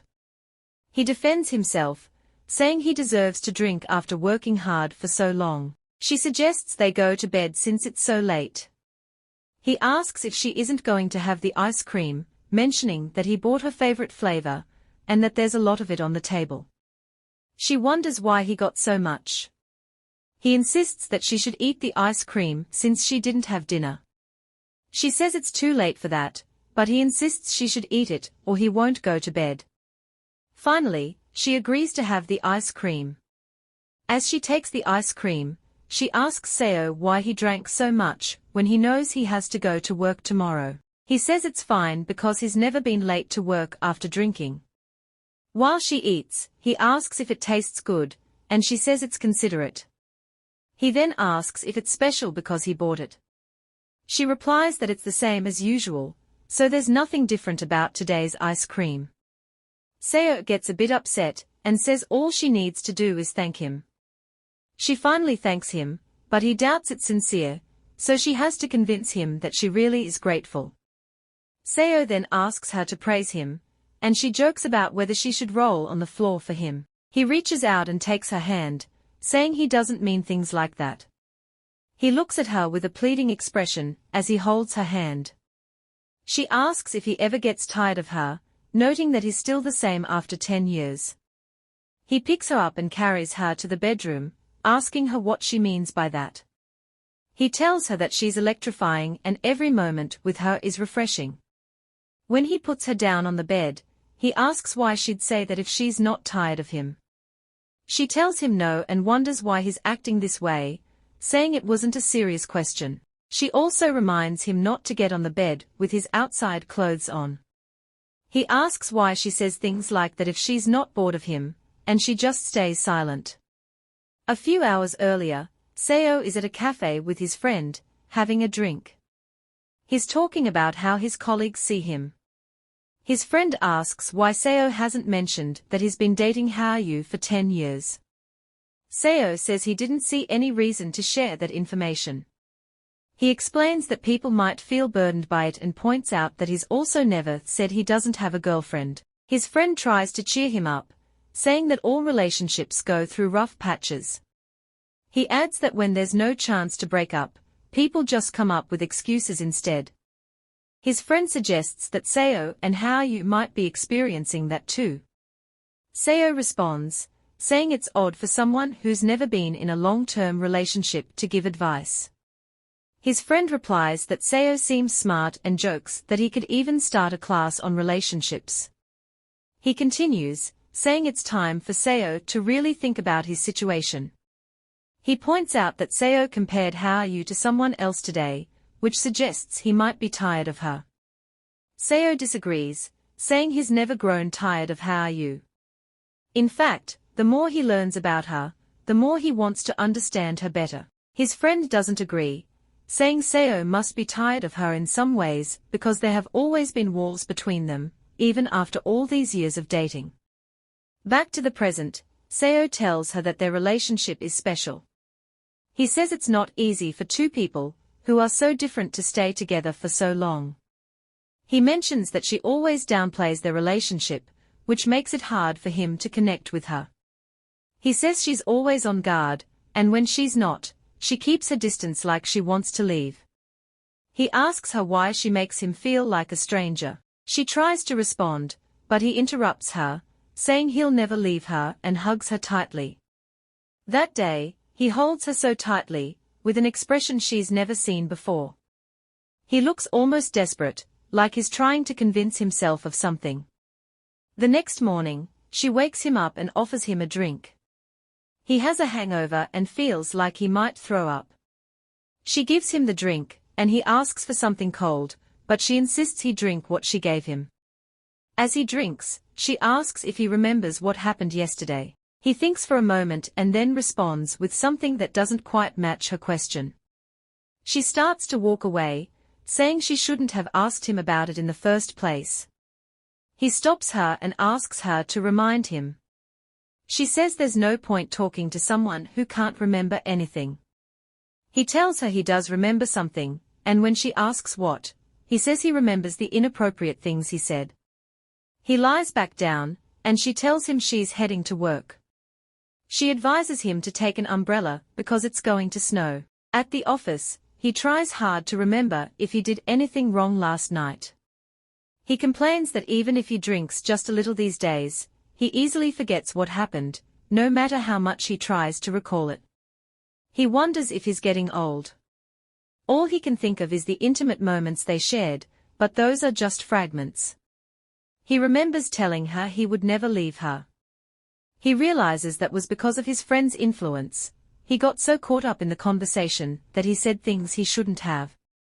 He feels relieved that it doesn't seem to be a big deal, but this morning, when she asked about it, he got worried. Manager Jong interrupts his thoughts, suggesting they go outside for a smoke.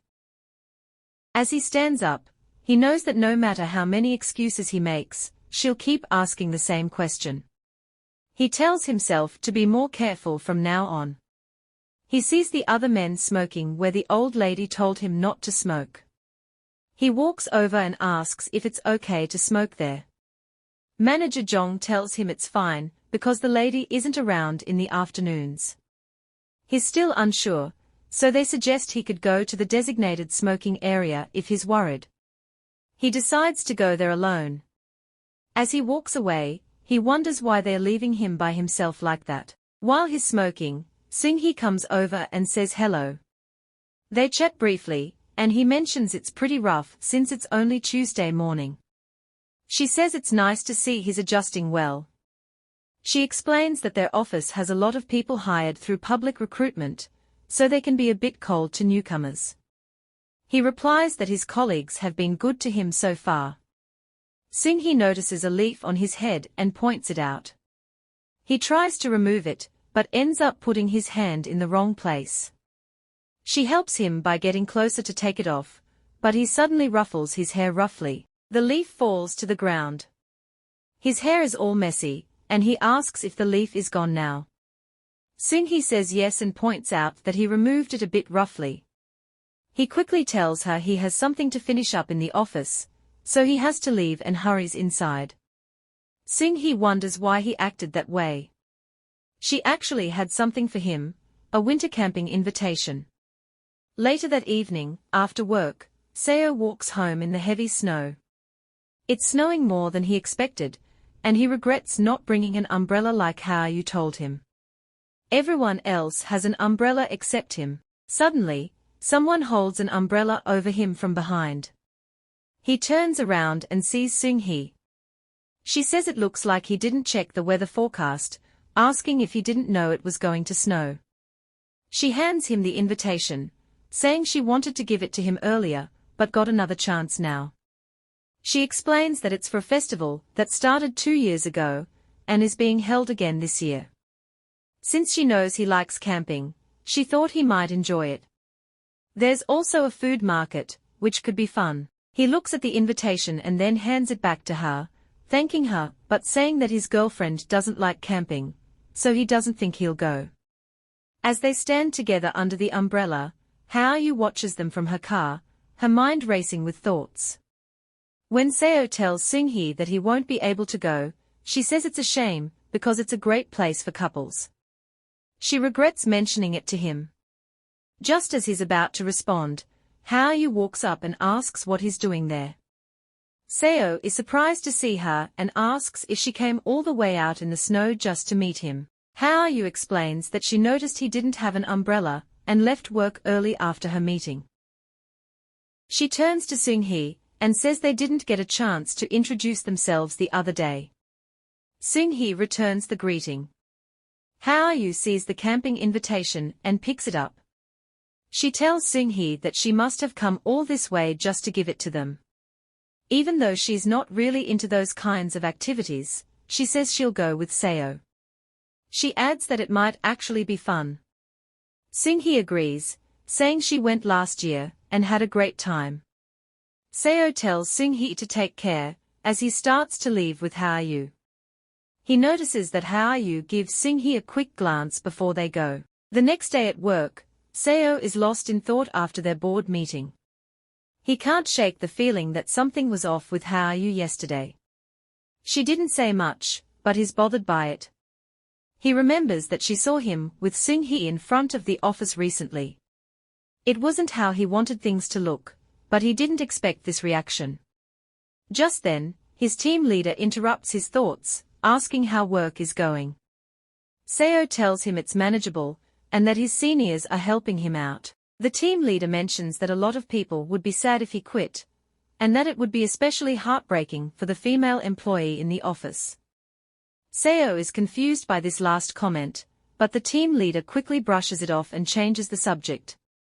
As Seo turns around, he hears other workers gossiping about his relationship with Seung-hee. He's shocked and walks angrily over to manager Jong. He asks why the news about his relationship with Seung-hee is being spread, when he's made it clear many times that he has a girlfriend. Manager Jong tells Seo that he never mentioned his relationship to anyone except Minjun. Minjun then says he only told manager No. Manager Jong responds that he only told the deputy team leader. This makes Seo really angry. He tells them that it doesn't matter, it's clear they are all the same. He insists again that there's nothing going on between him and Seung-hee, and that he's tired of the rumors. Manager Jong says Seo is overreacting, and that his reaction is making him seem more suspicious. Seo repeats, for what feels like the 100th time, that he has a girlfriend. He shows them a picture of her, saying that she's even his profile picture. The others believe him after seeing the photo, but manager Jong isn't convinced. He says the picture might be AI generated. Seo tells them to stop it because it's making him more frustrated. Manager Jong explains that he thought Seo was lying about having a girlfriend, because he seems too lazy to be introduced to other women. He points out that Seo doesn't wear a couple ring, hasn't been seen talking to her on the phone, and doesn't even have her as his messenger profile picture. Seo remembers what happened 2 weeks ago. He and Hao-yu are at a restaurant, and he suggests they use a photo they took together as their profile picture on Messenger. But she says no, saying there's no need for that. He asks her why, pointing out that he always uses their photos as his profile picture, and wondering why she won't do the same with his. He says it makes him sad. Hao-yu explains that she doesn't want to show their private life to her colleagues who are on Messenger. Seo is confused and says they've been together for so long. He wonders why she wants to keep it private and says if he were her, he'd be bragging about being her boyfriend. She responds, asking why he's making such a big deal about it if he claims he doesn't like her. In response, Seo decides to take down his own profile picture. Hao-yu tells him to go ahead, and that she doesn't care. So, just like that, he ends up without a profile picture because of this petty argument. Back to the present, Seo had only meant to take down his profile picture temporarily, but he completely forgot and left his account without one. He tells everyone that he doesn't want to cause any trouble, especially since he's still new to the team. He insists that there's nothing going on between him and Seung-hee, and that he's not interested in her at all. As he says this, Seung-hee walks by and obviously hears him. The others apologize and leave Seo alone with Seung-hee. She says she's sorry and tries to take the blame, but he tells her it's his fault. He should have acted properly from the start to avoid this situation. He admits he got too comfortable with the other seniors and forgot that female employees still need to be careful, even if they are on the same team. Seung-hee promises that she won't cause any more trouble for him in the future. At Hao-yu's workplace, she's thinking about what happened the other day. She feels she shouldn't have acted so harshly towards Seung-hee. She got really angry when she saw Seung-hee being close to Seo. Actually, it was more than just anger, she felt anxious. All the small lies, empty promises, and the unease she felt after Seo changed jobs seemed to connect back to Seung-hee. She knows she's being overly sensitive, but seeing Seung-hee up close, she realizes that Seung-hee is even more impressive than she first thought. It's not just about her looks, but also how maturely she handled Hao-yu's childish behavior. Meanwhile, Hao-yu is interrupted by the loud voice of her manager scolding Yerin. He's yelling at Yerin, saying she still doesn't know how to do her job even after working here for a while. Hao-yu is surprised that Yerin is getting chewed out and wonders if this is just an act or if it's for real. She stands up to defend Yerin, saying that everyone starts as an intern or a contract worker, and that the manager should be a bit more lenient. The manager throws the papers down in frustration and tells Yerin that he'll be watching her more closely from now on. Yerin is crying quietly. Hao-yu tells her to stop crying, saying that it won't solve anything. As she bends down to pick up the papers, she says that the former manager could have handed everything over properly, but Yerin's trouble with basic tasks is a real issue. Yerin cries even more, saying that Hao-yu is making her feel worse. They go outside the office and sit in the waiting room. Hao-yu asks if Yerin has calmed down, and Yerin nods. Hao-yu says that the manager is usually a bit quiet, so she shouldn't take it personally. After all, he's just her boss and not that important. Yerin says she's still sad and wonders why the manager would treat her that way. Hao-yu explains that the manager has been kind to her recently, but that doesn't change the fact that Yerin has been making many mistakes at work. She tells Yerin she'll teach her again during lunch, starting with organizing materials. Yerin should pay close attention because if she doesn't do well, she'll be the one getting criticized. Hao-yu says it's not good work ethics to be out of the office for too long. As Hao-yu stands up, she bumps into a man and nearly falls, but he catches her. He apologizes, saying he wasn't watching where he was going, and she tells him it's okay. When she looks up, she sees that it's Moon Jae-yun. He recognizes her and says that her voice sounded familiar. Before she even realizes what happens, Hao-yu accidentally hits Jae-yun in the face. He looks surprised, and she quickly apologizes, saying she didn't mean to do it and asks if he's okay. She then asks about his glasses. Jae-yun tells her that he's lost them, saying he must have left them in his pockets, and now he can't find them. Hao-yu offers to help him look for them, but says they need to get back to the office. Jae-yun says it's fine. He actually wants to buy a new pair, because he doesn't think he'll find the old ones. He apologizes for the trouble and heads back to his office, and Hao-yu advises him to be careful as he walks slowly away. Jae-yun staggers and nearly bumps into some iron, which makes Hao-yu feel uneasy. Yerin asks who he is, noting that he's very good-looking and she didn't know someone like that worked in the building. Hao-yu says he's just someone she knows. Later that evening at Seo's workplace, he is sitting with his seniors discussing things. He asks them to recommend a gym, because he wants to start working out after work. He asks if there's a good gym nearby, as he feels his body is getting heavy. Manager No isn't sure about a good gym nearby. He mentions that since their office is in an older part of town, he doesn't think any new gyms have popped up recently. Manager Minjun suggests a gym he goes to, saying it's run by their chief. He says it's a great place to see the true benefits of working out, and that they offer massages for every part of the body, even the ones that don't get used much in people who haven't exercised in a while. Minjun adds that the people who go there are really nice. Even though the building is old, all the equipment is new and they have good grip, plus it's cheaper than other gyms. Seo agrees and says he'll definitely check it out today. Minjun excitedly runs off, saying he wants to tell the chief they have a new client. Seo wonders why Minjun is in such a hurry. As Minjun runs away, the other managers tell Seo not to go to that gym. They explain that it's not a good place because the older, muscular men there tend to stare at newcomers, and everyone tries to give advice. They say they were misled by Minjun, had a terrible experience, and never went back. The managers tell Seo that even if he's done a bit of exercise, it's nothing compared to what's needed at the chief's gym. They say he won't enjoy working out with such muscular men, and agree with him that he should find another place. They mention they'd even discourage an enemy from going to that gym. Manager No adds that he's heard about a new gym opening near the station, which would be convenient for Seo since he passes by it on his way home. After work, Seo gets a text from manager Minjun, who's disappointed that Seo changed his mind. Seo texts back, promising to visit the gym when he has time. As he sends the message, he feels relieved, thinking he almost made a mistake by agreeing to Minjun's gym. While walking, Seo decides to tell Hao-yu about his plans. He calls her and asks how her day has been. She says she's heading home now. Seo tells her he won't be going straight home, because he's planning to check out the gym.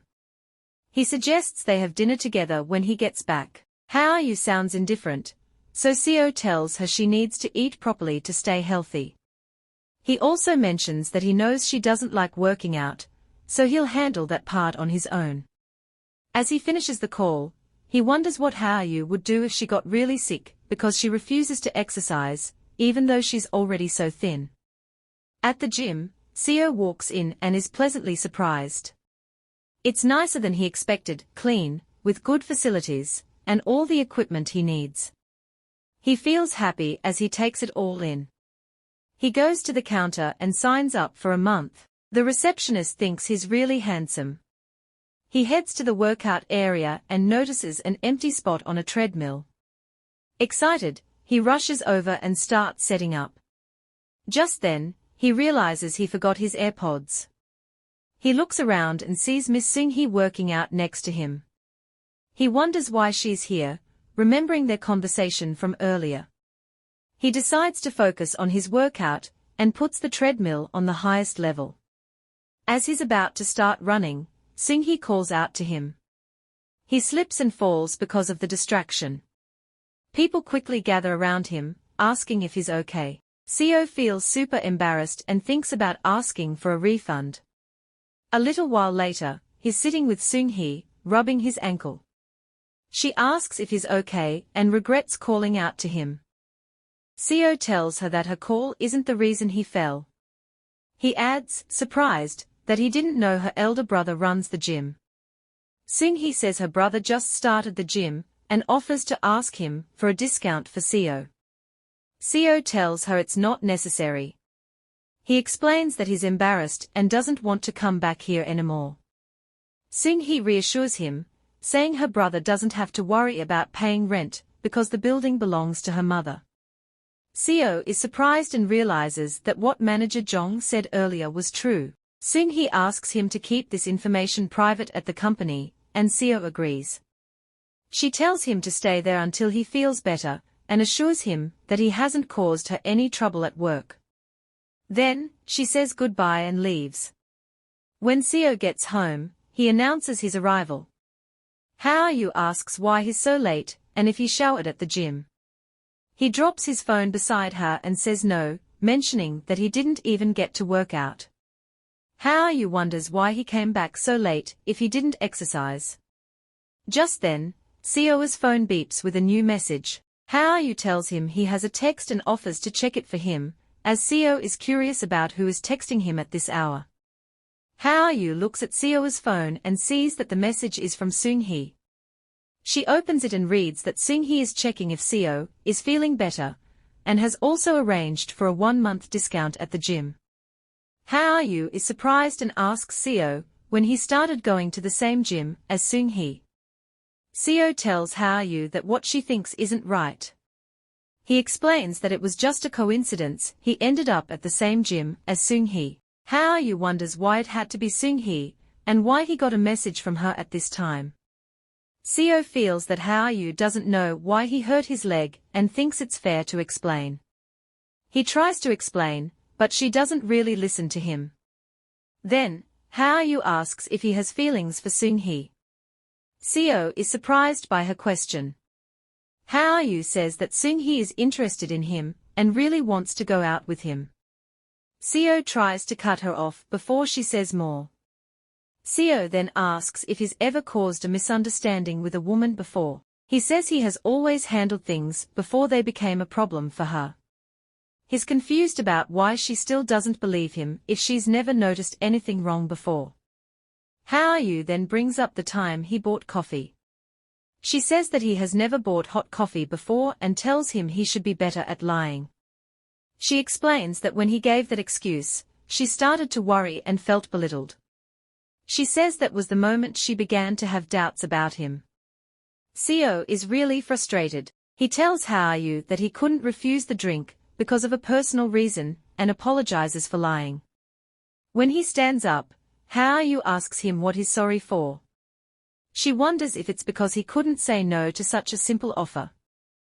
Seo says he didn't want to make a big deal out of something small and didn't want her to worry over nothing. How are you asks if it's her fault that he lied. Seo gets upset with her reaction. He feels like he's always walking on eggshells around her, like she's just waiting for him to mess up. He tells her it feels like he's on thin ice whenever he's with her. How are you walks toward the door, clearly angry. She calls out to him, but Seo refuses to stop. He says it's not like they want to be around each other right now and tells her that he'll sleep at his parents' house tonight before shutting the door behind him. The next day at How are you's workplace, she's lost in her thoughts and doesn't hear when Yerin tells her about the big improvements she's made at work. When she finally notices, she tells Yerin she did a great job and commends her for the progress.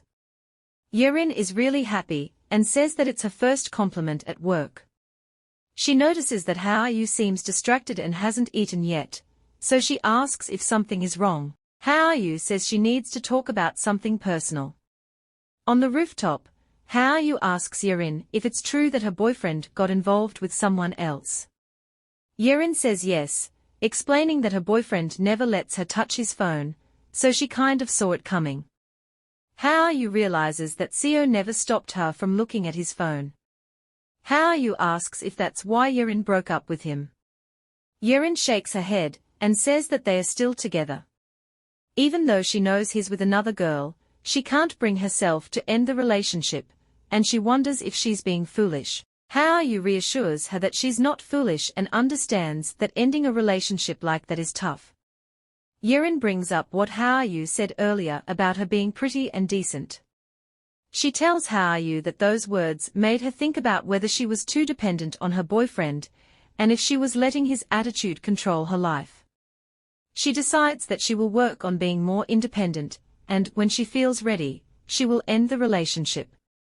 Hao-yu feels glad that she could help Yerin. She thinks about how she used to be quite contradictory. She hoped her boyfriend wouldn't leave her, but was also preparing for the possibility of a breakup. She didn't really consider his feelings while relying on him a lot. She had been taking his presence and role in their relationship for granted, even though she knew that nothing should be taken for granted. Yerin, on the other hand, is relieved that it's not snowing anymore. Hao-yu gets a message on her phone from Sol-yi, asking her to come to the first floor. She wonders why Sol-yi needs her urgently. She tells Yerin to head back to the office because it's cold and apologizes for making her come outside for no reason. When Hao-yu reaches the first floor, she sees Sol-yi waving to her from a door. Hao-yu walks over and asks what Sol-yi needs. Sol-yi shows her a staff identity card, saying it belongs to Jae-yun, and asks if Hao-yu knows him. Hao-yu says she does know him and asks where Sol-yi found the card. Sol-yi says she found Jae-yun's card in the office cafeteria.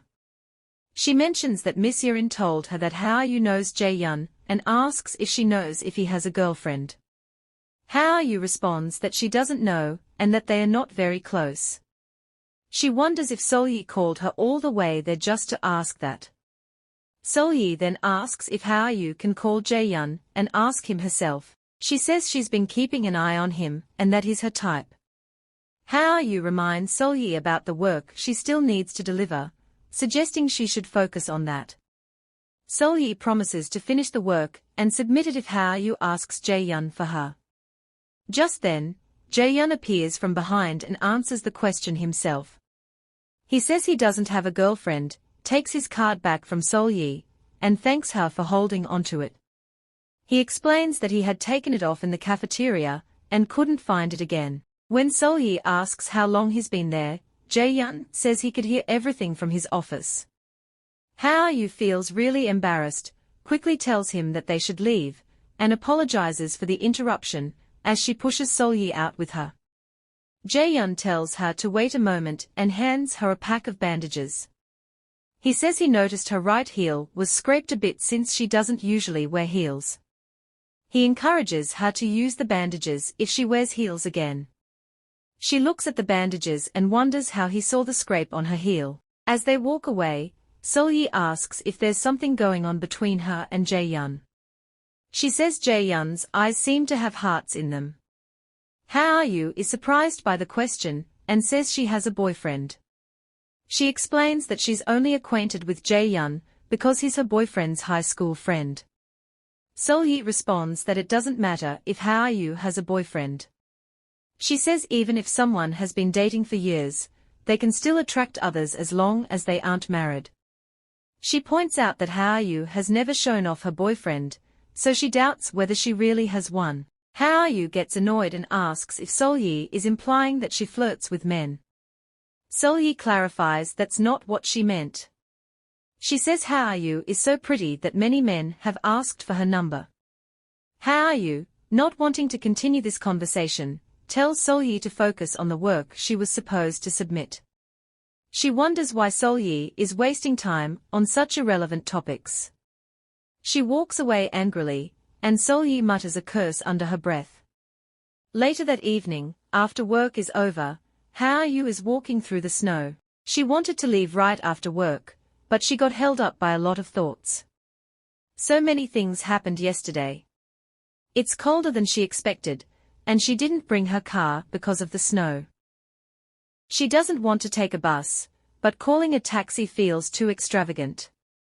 Waiting for another bus, or transferring to a different one would take forever.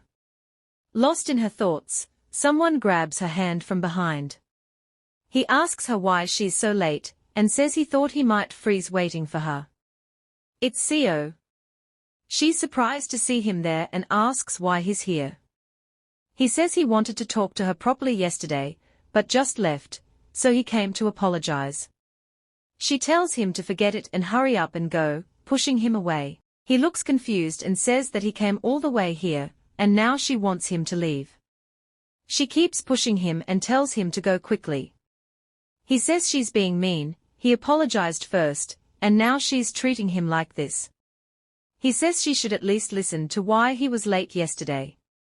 She tells him it's not about what happened yesterday. Just then, a voice interrupts her, asking what she's doing outside instead of going home. It's her team leader. Hao-yu freezes and asks shakily if her team leader is getting off work now.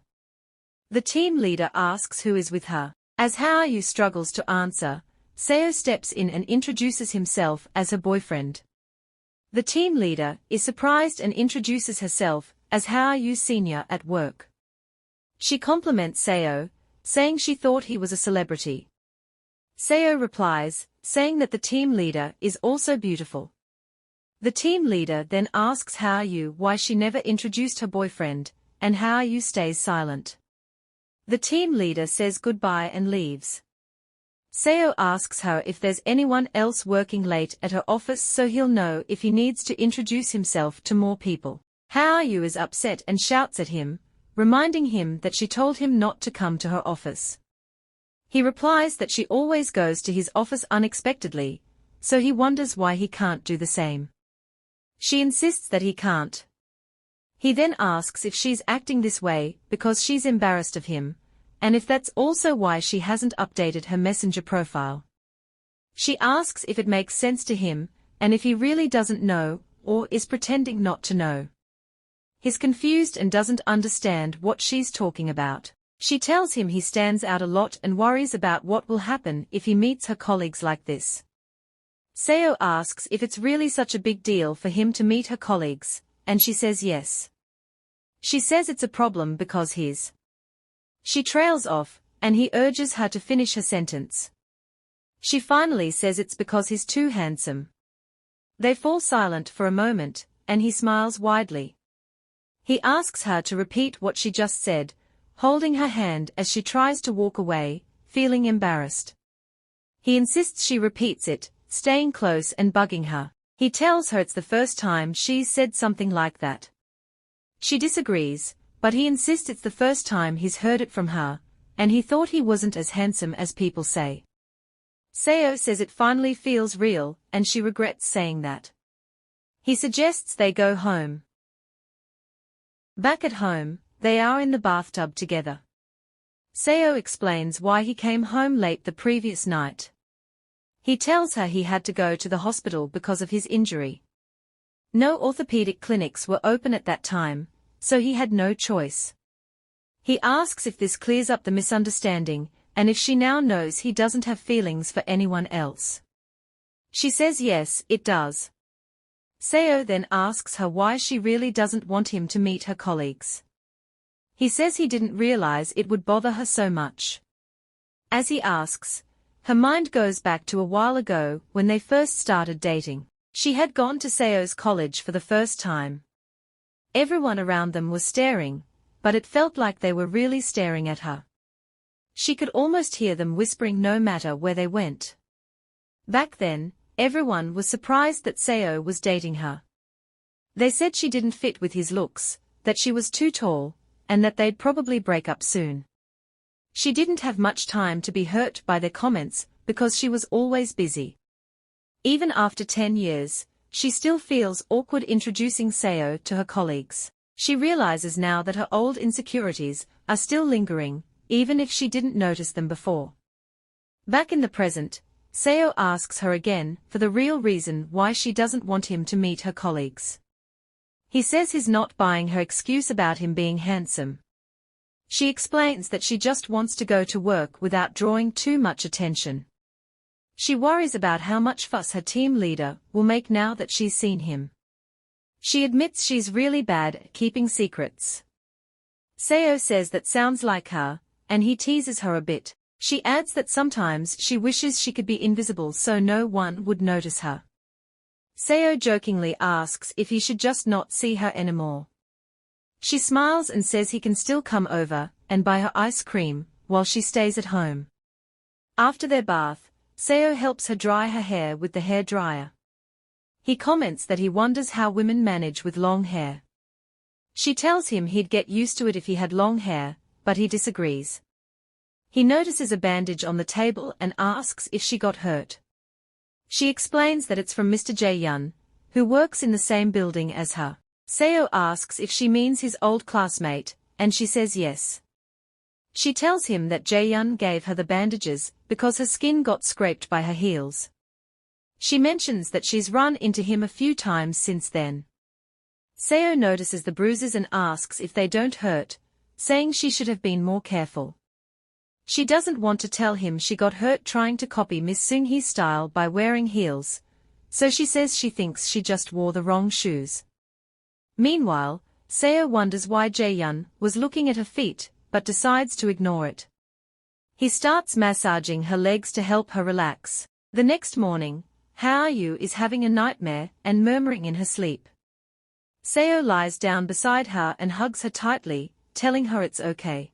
When she wakes up, he asks if she had a nightmare since she was mumbling words he couldn't understand.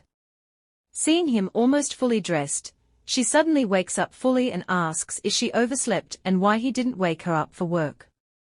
Seo smiles and explains that he woke up early because he was told to go to work early, as the company director would be there.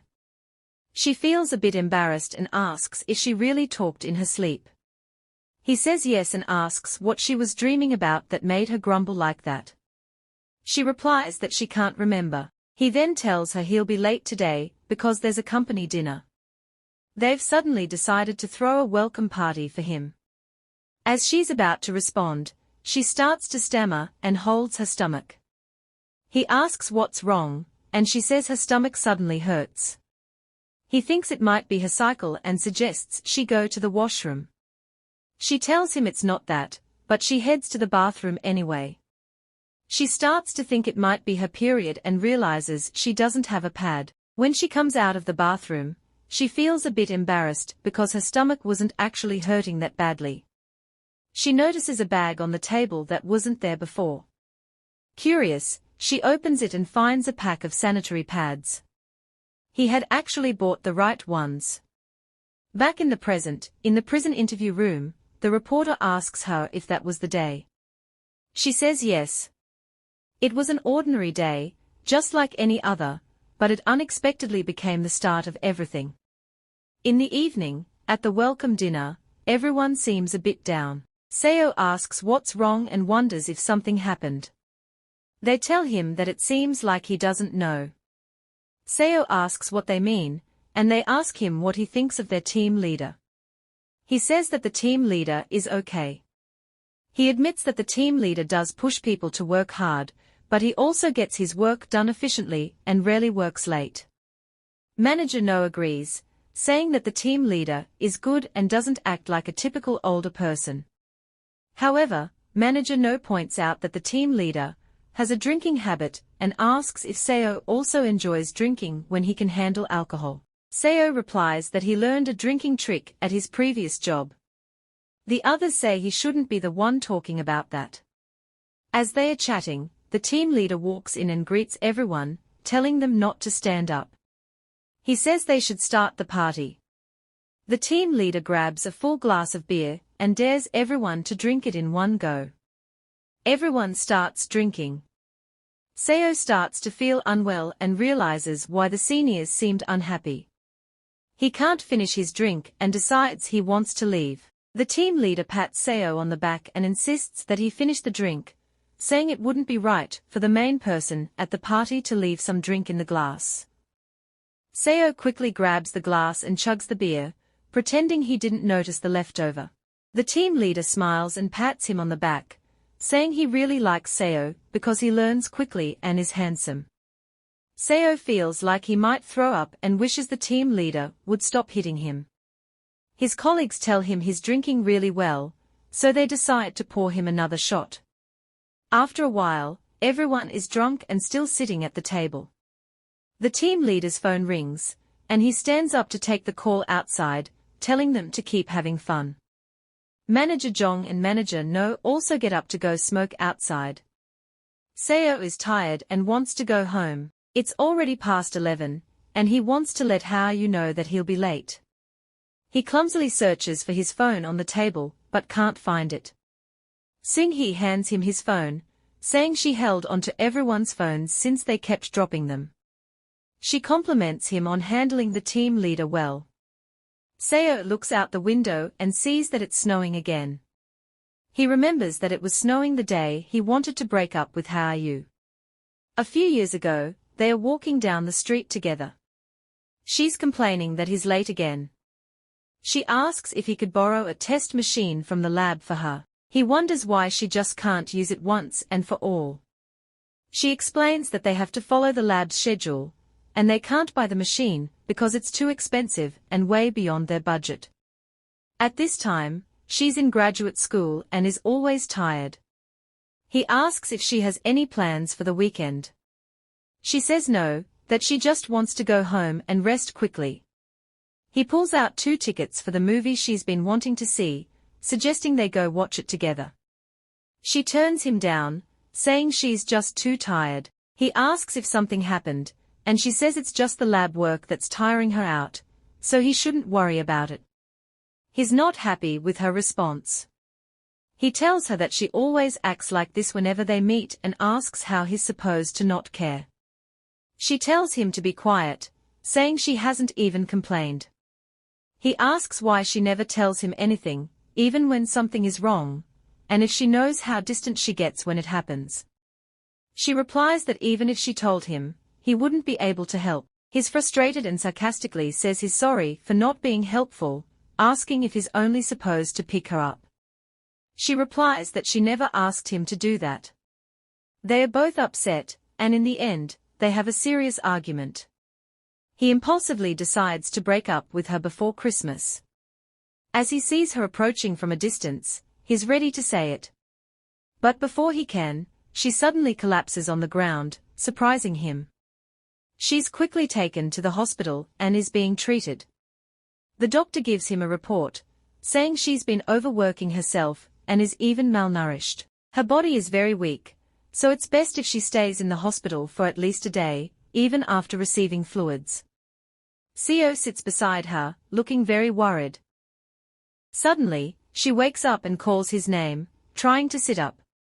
He tells her to stay lying down and asks how she feels. She sadly tells him that her research material was stolen. She had given it to her senior, who's working on a PhD, to review her paper.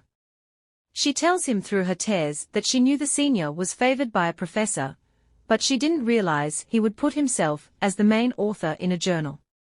As she cries, he tries to comfort her. Surprisingly, instead of feeling angry, sad, or sorrowful, he feels an ecstatic relief he's never experienced before. In that moment, he understands the true value of his presence in her life. Back in the present at the bar, he asks Seung-hee if she's interested in him. She's taken aback and asks him to repeat the question. When she doesn't get a repeat, she finally answers yes, saying she is interested. He then tells her that he's been dating his girlfriend for 10 years. She's shocked. He explains that she initially thought she needed him, but in reality, she didn't need anyone. It was him who couldn't live without her, though he was too proud to admit it. Because of this, he plans to stick by her side and begs her not to like him. He's finally found the answer he's been searching for, so with a lighter heart, he lets go of the feelings he was holding on to. Seo is seen sleeping in bed. As he sleeps, he feels that the room is too hot.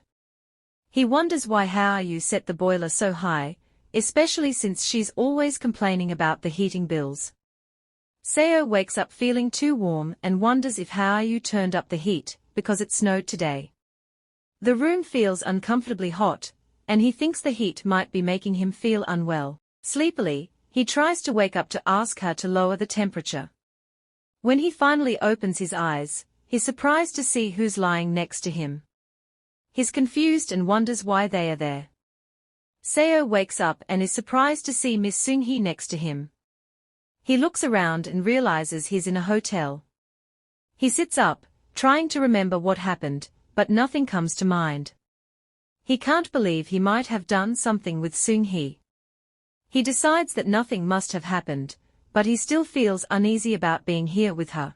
Hearing some noises behind him, he decides he should leave quickly.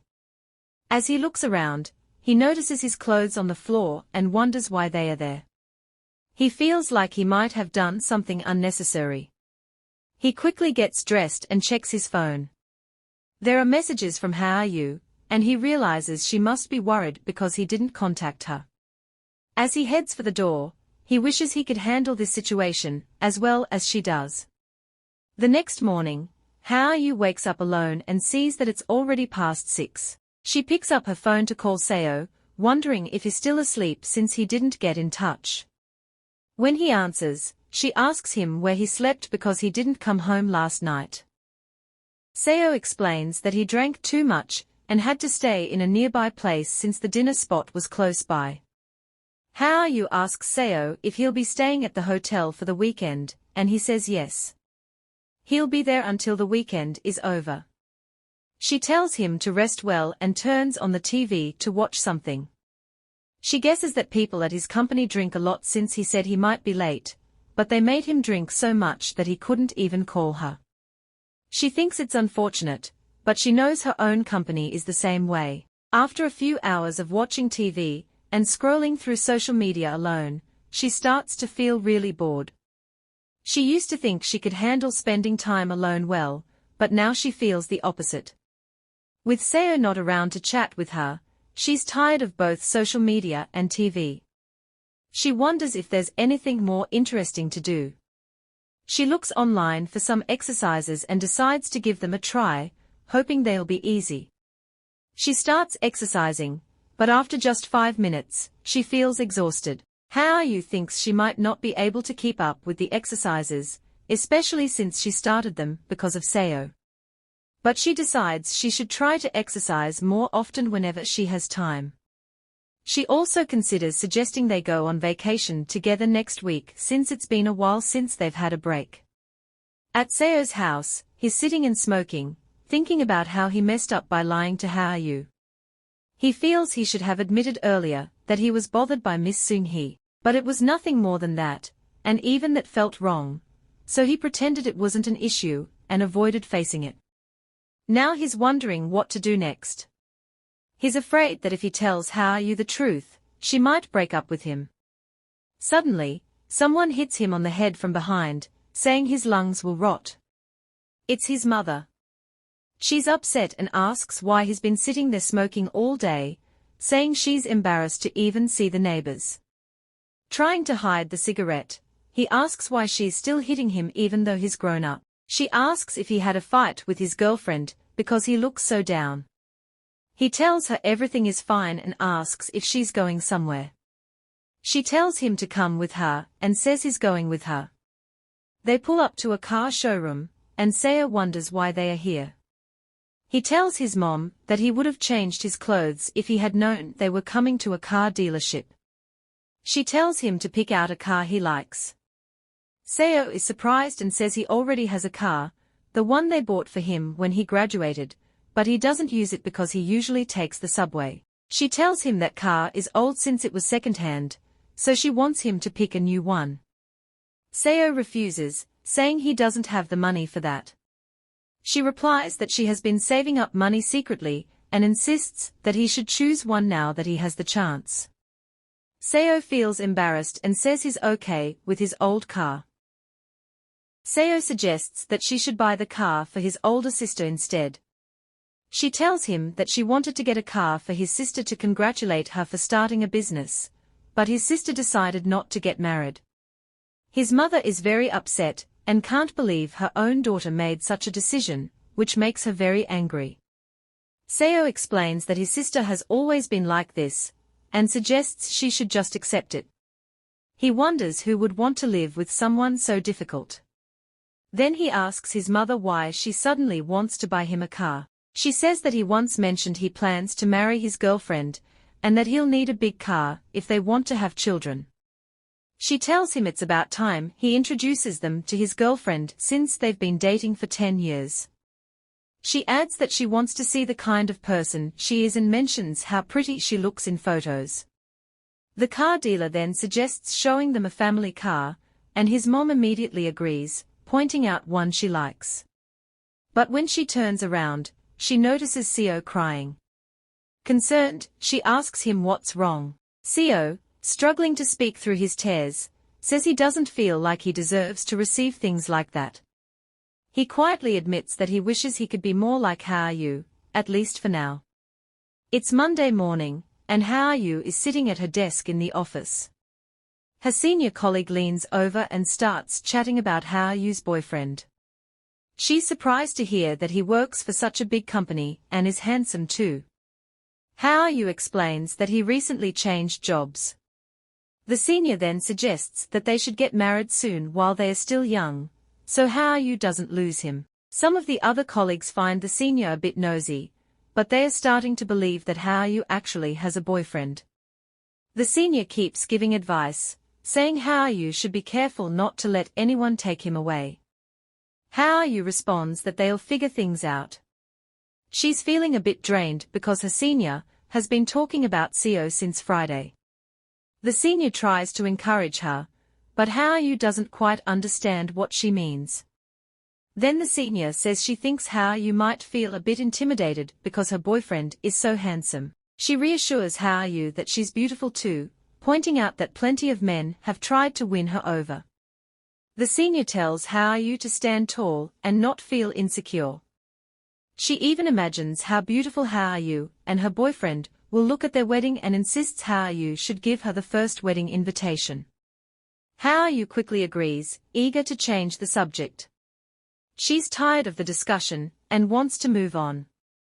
Just as she brings up another topic, she overhears their manager scolding Yerin for making mistakes in her work.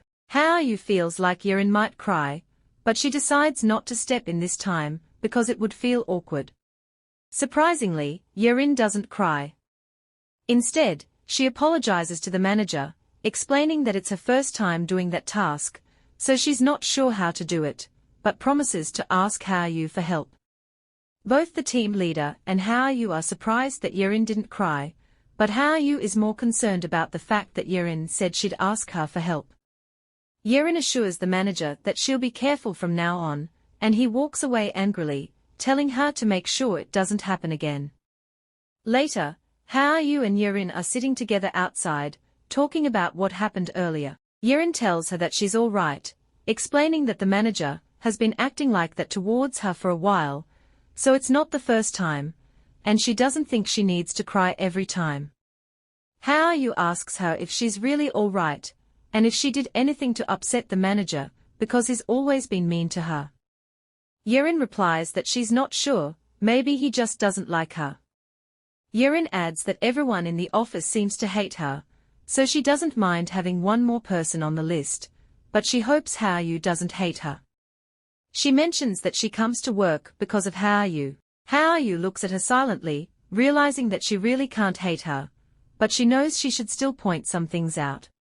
She asks Yerin if she told Solyi that she knew Jae-yun, and Yerin says yes, asking if she wasn't supposed to mention that. Hao-yu tells her that she doesn't want her to talk about such personal matters when she's not around because Solyi misunderstood her. Yerin quickly apologizes, saying she didn't do it on purpose.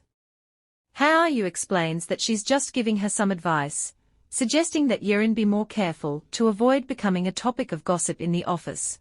Yerin takes this moment to ask for more advice, saying Hao-yu should tell her everything and not leave anything out because she's okay with it.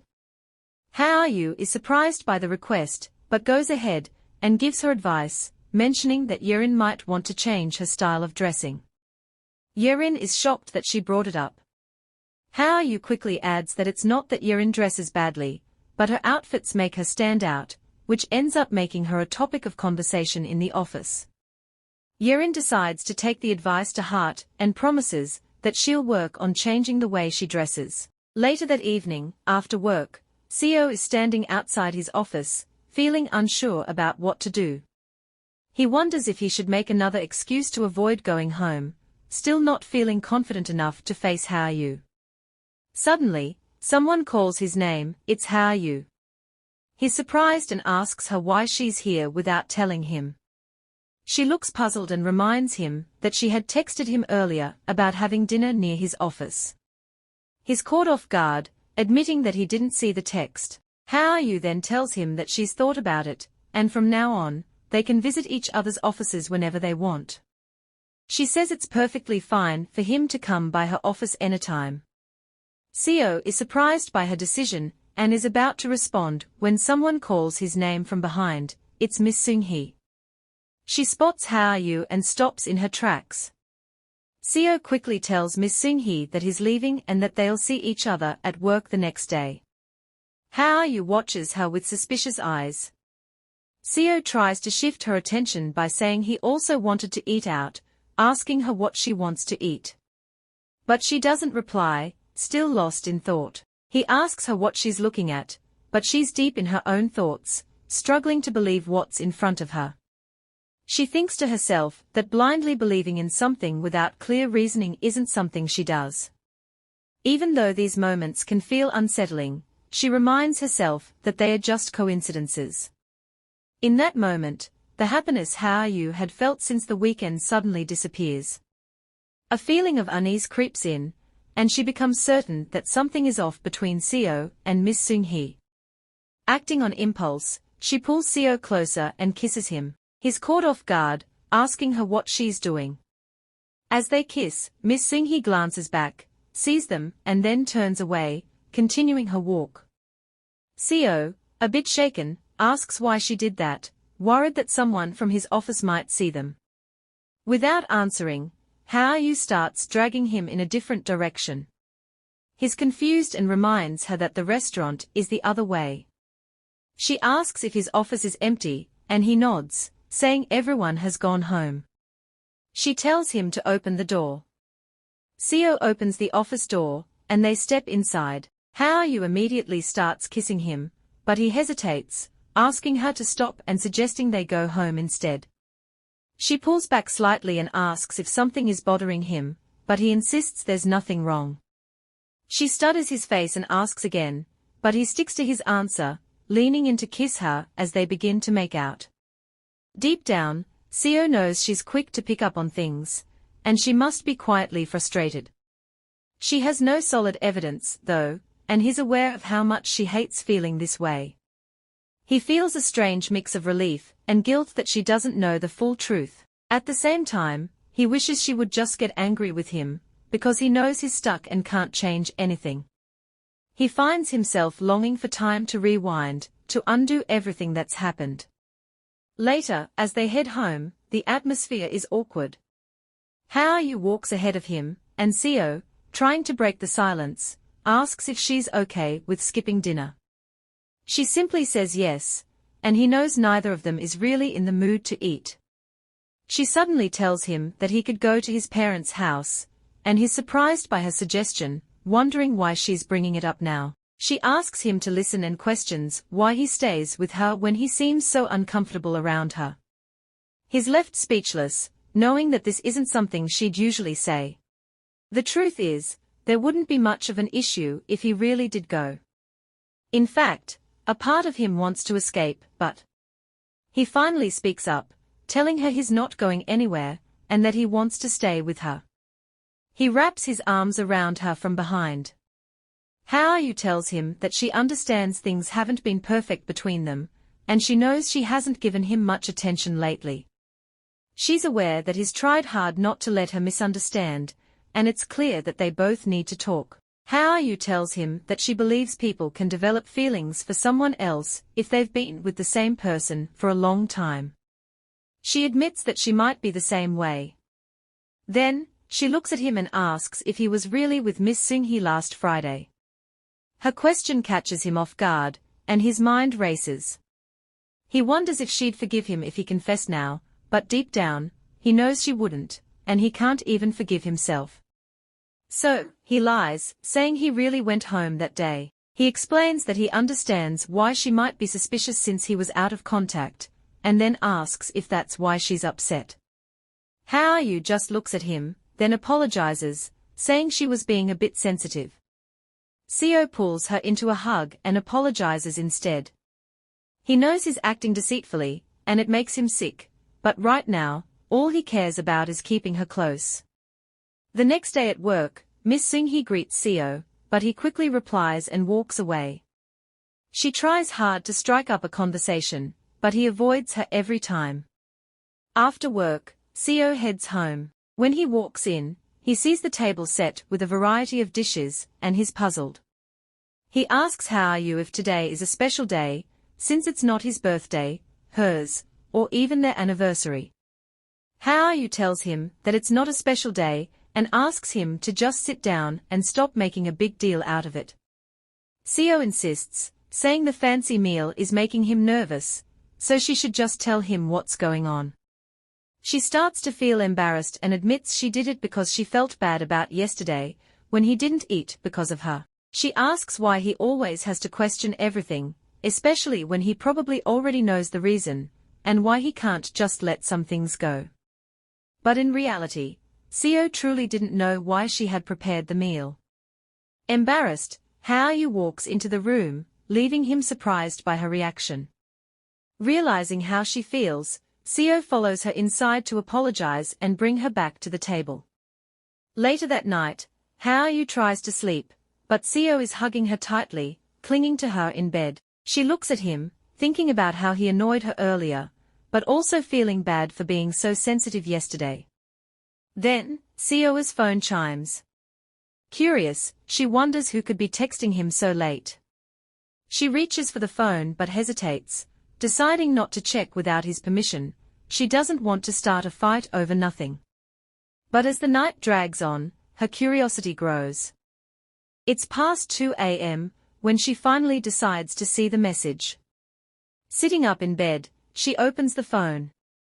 The text is from Miss Seung-hee, apologizing for texting so late and saying it bothered her that he avoided her all day. She adds that he doesn't have to worry, and she'll just pretend nothing happened after the company dinner. Hao-yu can't believe what she's reading. It's morning, and Seo's alarm goes off, waking him up. He reaches out, but Hao-yu isn't beside him. Confused, he wonders where she could be. As he gets dressed for work, he tries calling her, but there's no answer. Worried, he keeps dialing her number, but her phone is still on the bed, she left without it. His concern grows, thinking about where she could have gone and why she isn't answering. He notices the car keys are still there, so she didn't drive to work. Just as he starts to think something bad might have happened and even considers calling the police, the door opens. Hao-yu walks in, looking exhausted and disheveled. He rushes to her, asking where she went and why she left her phone behind, saying he was worried sick when he woke up and she wasn't there. He gently guides her into the room, noticing how cold she feels. Concerned, he asks what she's been doing. After a moment, she finally responds, saying she walked around all morning, trying to clear her head. But no matter how much she thinks about it, she can only come to one conclusion. Seo is confused, not understanding what she means. Then she looks at him and asks, once again, if he was with Seung-hee on the night of the company dinner. His heart sinks, and he knows this is it, he can't keep lying. It doesn't matter how she found out, he can't deceive her any further. It would be even more unforgivable. Finally, he admits the truth, saying yes, they were together.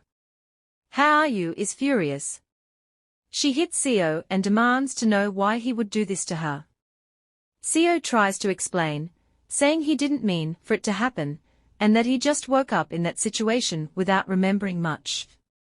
Hao-yu starts crying, and he comforts her, apologizing over and over again. Later, at work, Seo arrives late, and his team leader tells him not to let it happen again. Seo apologizes and heads to the smoking area to clear his mind. Miss Seung-hee shows up and asks if he didn't see her text. He says he didn't. She tells him what the text said, explaining that he doesn't need to avoid her. Seo quickly checks his phone and sees the message. He turns to her, upset, and asks why she had to send it so late, especially when she could have just talked to him directly. She explains that since he had been avoiding her, she had no choice. He questions why she's sending him messages late at night, asking if she didn't think his girlfriend would be upset. She apologizes, saying she didn't realize Hao-yu would see the messages, and thought he'd be alone by then. She asks for his forgiveness. Seo tells Miss Seung-hee that he hopes she won't bring up the company dinner again in the future. He suggests they keep personal matters to a minimum. Miss Seung-hee apologizes again, as he walks away. Seo is still angry and wonders if she's just naive or foolish. Meanwhile, Miss Seung-hee thinks he's avoiding her because he's embarrassed. Later that evening, after work, Seo goes home only to find his things outside the door. It looks like Ha-yu has changed the entrance password. He bangs on the door and calls for Ha-yu, saying she should have at least left him a note or some pictures with his stuff. He accuses her of being heartless for cutting him off like this. Inside, Ha-yu is sleeping peacefully. Seo tells her he's sorry and asks if she can at least let him explain. He says he'll stay outside and wait until they can talk face to face. Seo is seen standing on the street. It's been almost a week, and he has come even on weekends. He wants to stop coming, but feels he should keep trying since he believes he's in the wrong. A lady asks him for directions, mentioning an address that seems familiar. He turns to her, and she says she's visiting her daughter's house for the first time. Seo tells the lady that she's at the right place. She's relieved and says she's been driving around in circles for a while. As he leads her to the building, he mentions that there's no elevator and offers to carry her stuff. He asks which room she's going to, and she says room 301. Seo is surprised to hear that's Ha-yu's room. He asks her name, and she tells him it's Ha-yu. Seo quickly introduces himself as Ha-yu's boyfriend and greets her warmly. He asks if she's bringing fast food for Ha-yu, mentioning that she works late on Mondays. He offers to take the food if she prefers. She says she's fine and just wants to see her daughter's face since it's been a while. She compliments him, saying he's good-looking and that Ha-yu is lucky to have him. Seo wonders if Ha-yu has reconnected with her family, since she mentioned cutting ties earlier. Standing outside, the lady suggests that Seo open the door so they can go inside and get out of the cold. Seo is about to tell the lady that he doesn't know the entrance code, but he stops when he sees Ha-yu coming home from work. Ha-yu asks her mother what she's doing at her building and how she got there. Her mother gets close and asks why Ha-yu hasn't been answering her calls. She says it took her a while to find her and asks if she's been okay. Ha-yu pushes her mother's hand away and tells her to leave. Seo tries to step in, explaining that her mother came because of him, but Ha-yu keeps shouting at her mother, telling her to go away and not come back. Seo asks Ha-yu why she's acting like this and shouting so much. Ha-yu tells him not to get involved because he doesn't understand what's going on. This upsets him a bit, but he tries to calm her down. Ha-yu refuses to calm down, insisting that her mother should leave and threatening to call the police if she doesn't. Ha-yu goes inside, and Seo tries to stop her, but her mother tells him to let it go, saying Ha-yu won't listen to him. Her mother suggests they go get a cup of coffee, saying she wants to understand who her daughter is spending time with. At the coffee shop, they sit down together and start talking. Ha-yu's mother tells Seo that she made mistakes. She was so focused on making money while Ha-yu was growing up that she didn't pay enough attention to her. Seo asks about Ha-yu's brother, and her mother says he's doing okay. He might be a bit immature, but he takes care of her. She adds that she doesn't expect Ha-yu to look after her like her brother does. All she wants is to keep in touch with her daughter. Ha-yu's mother goes on to say that Ha-yu was always sensitive and unstable when she was younger. She wishes she had noticed it sooner and taken her to the hospital. She's glad that Ha-yu is dating someone normal like Seo. Seo is surprised to hear this. They continue chatting, and she asks him about his background, his parents, and what kind of work they do. Seo answers all her questions. She then gives him the food she brought for Ha-yu, telling him to eat it because she made it herself. Seo decides he'll take it to Ha-yu. Ha-yu's mother suggests that they both eat the food together since they are getting married. She comments that Haoyu was angry with him for no reason and praises him for staying with someone so stubborn. Seo stands up from his seat and tells her that, as far as he knows, there's nothing wrong with Haoyu. He explains that Haoyu is upset with him because of something he did, and she's just a normal person. He leaves with the food, wishing her a safe trip home. At Haoyu's house, Seo is outside begging her to come out. He tells her he has something for her. She refuses to open the door, so he decides to leave the food beside her door, telling her to come and get it herself. Standing outside the building, Seo is lost in thought. He realizes that Haoyu doesn't seem close to her family.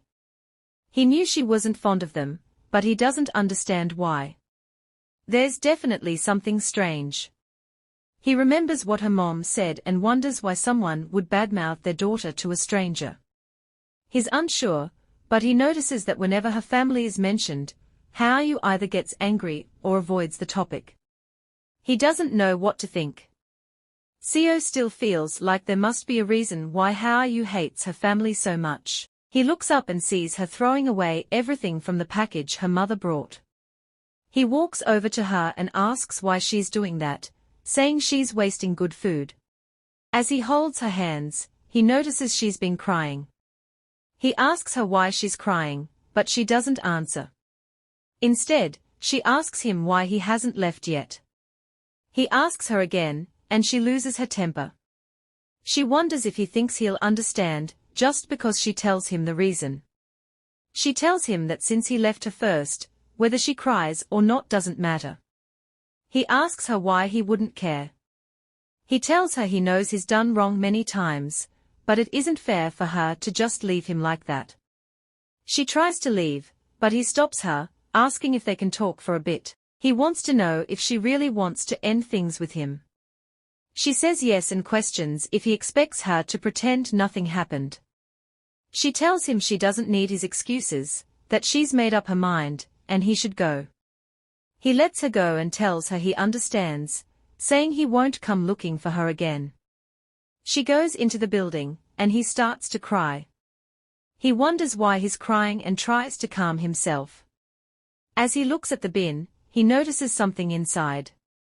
The next day at Haoyu's office, she keeps thinking about what happened last night. She had tried hard to forget about her mother, but now she really wants to forgive her, even if it's just for a moment. It feels so unbearably painful. She flashes back to when they used to live together.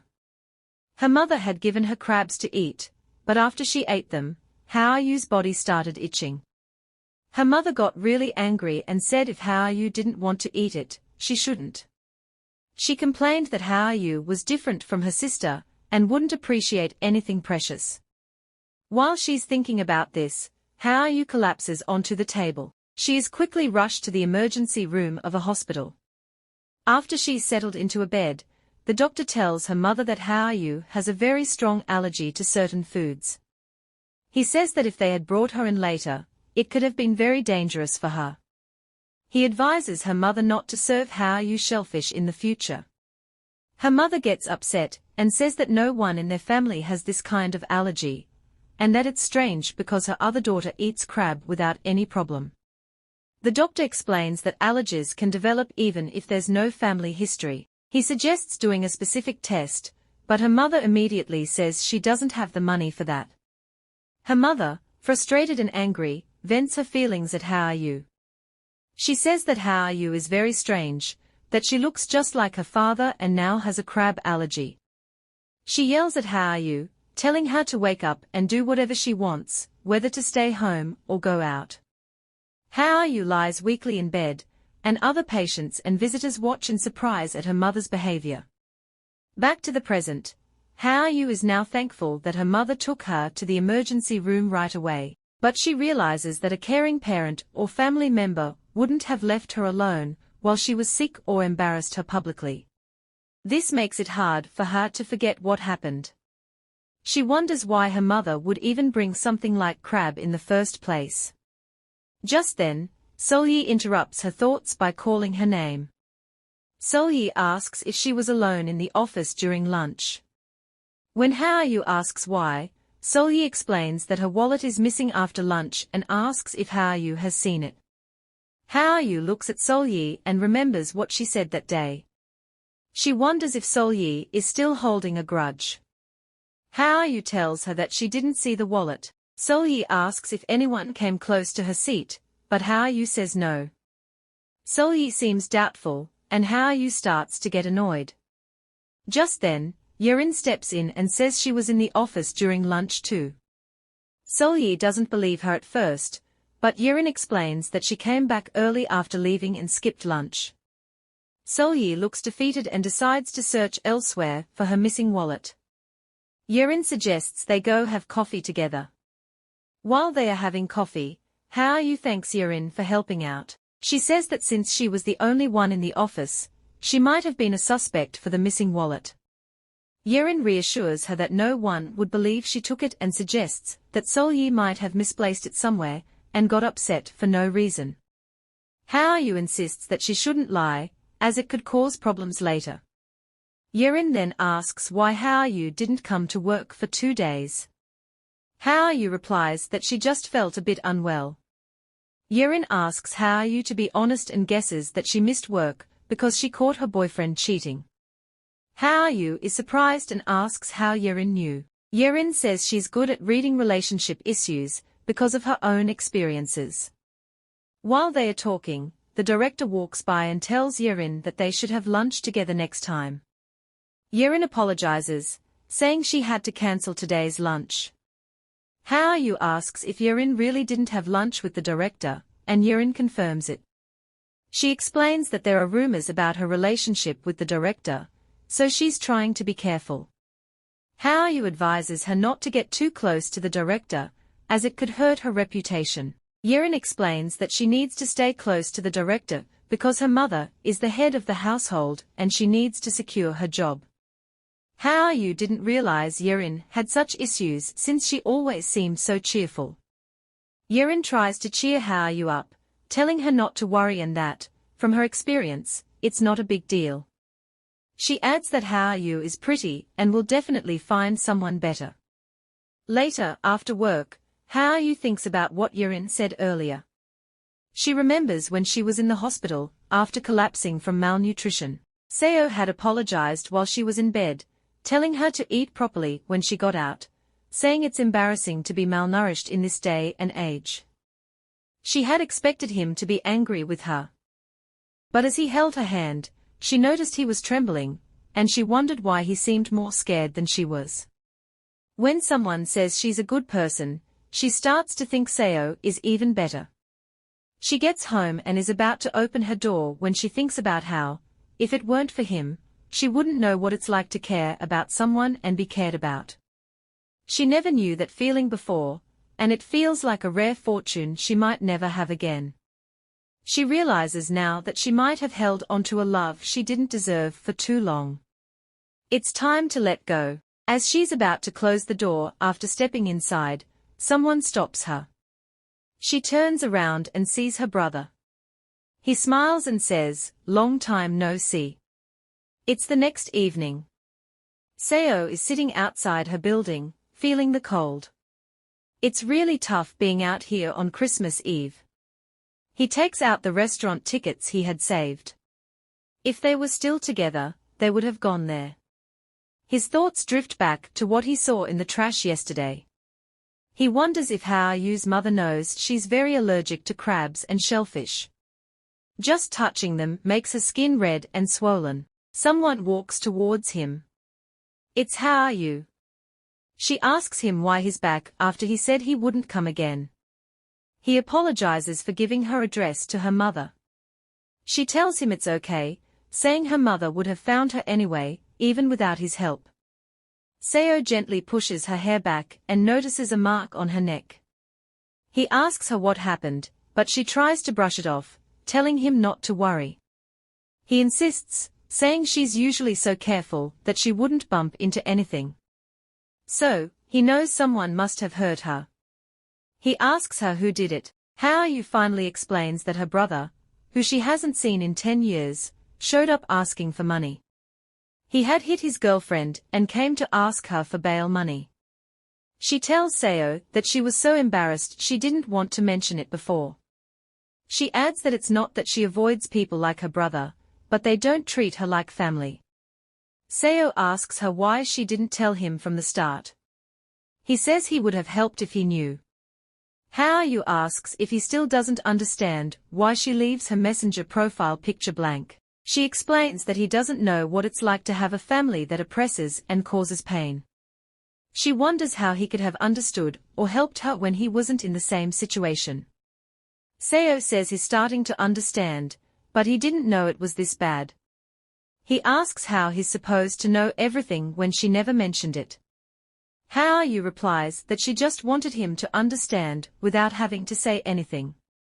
She says that her mother hates her because of who she is. She mentions that her mother guessed Seo was cheating because of how messed up she is. Seo looks at her, unable to respond. Hao-yu pulls her hand away from him.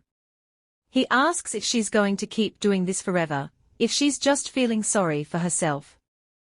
She says yes and starts walking away. He tells her to take care of herself. Hao-yu goes home to find it in disarray. She lies on her bed, thinking about what Seo said. She realizes that she feels so sorry for herself, it's as if she's going to collapse. Hao-yu feels sorry for herself, even more so as she lies there feeling empty and like she doesn't deserve to live. She remembers how her mother used to ignore her at home and focus all her attention on her brother. When the doorbell rings, she doesn't want to answer, thinking it's Seo. She hopes that if she ignores it, he'll just get tired and leave. The knocking continues, and a neighbor complains about the noise. She heads toward the door, but before she can reach it, it opens. It's her mother and brother. They come in, and her mother asks if she ate the crab she brought. They start asking a lot of questions about the house, commenting on how big it is. Hao-yu is disappointed. She wasn't expecting them, but since they know where she lives now, she figures they might become regular visitors.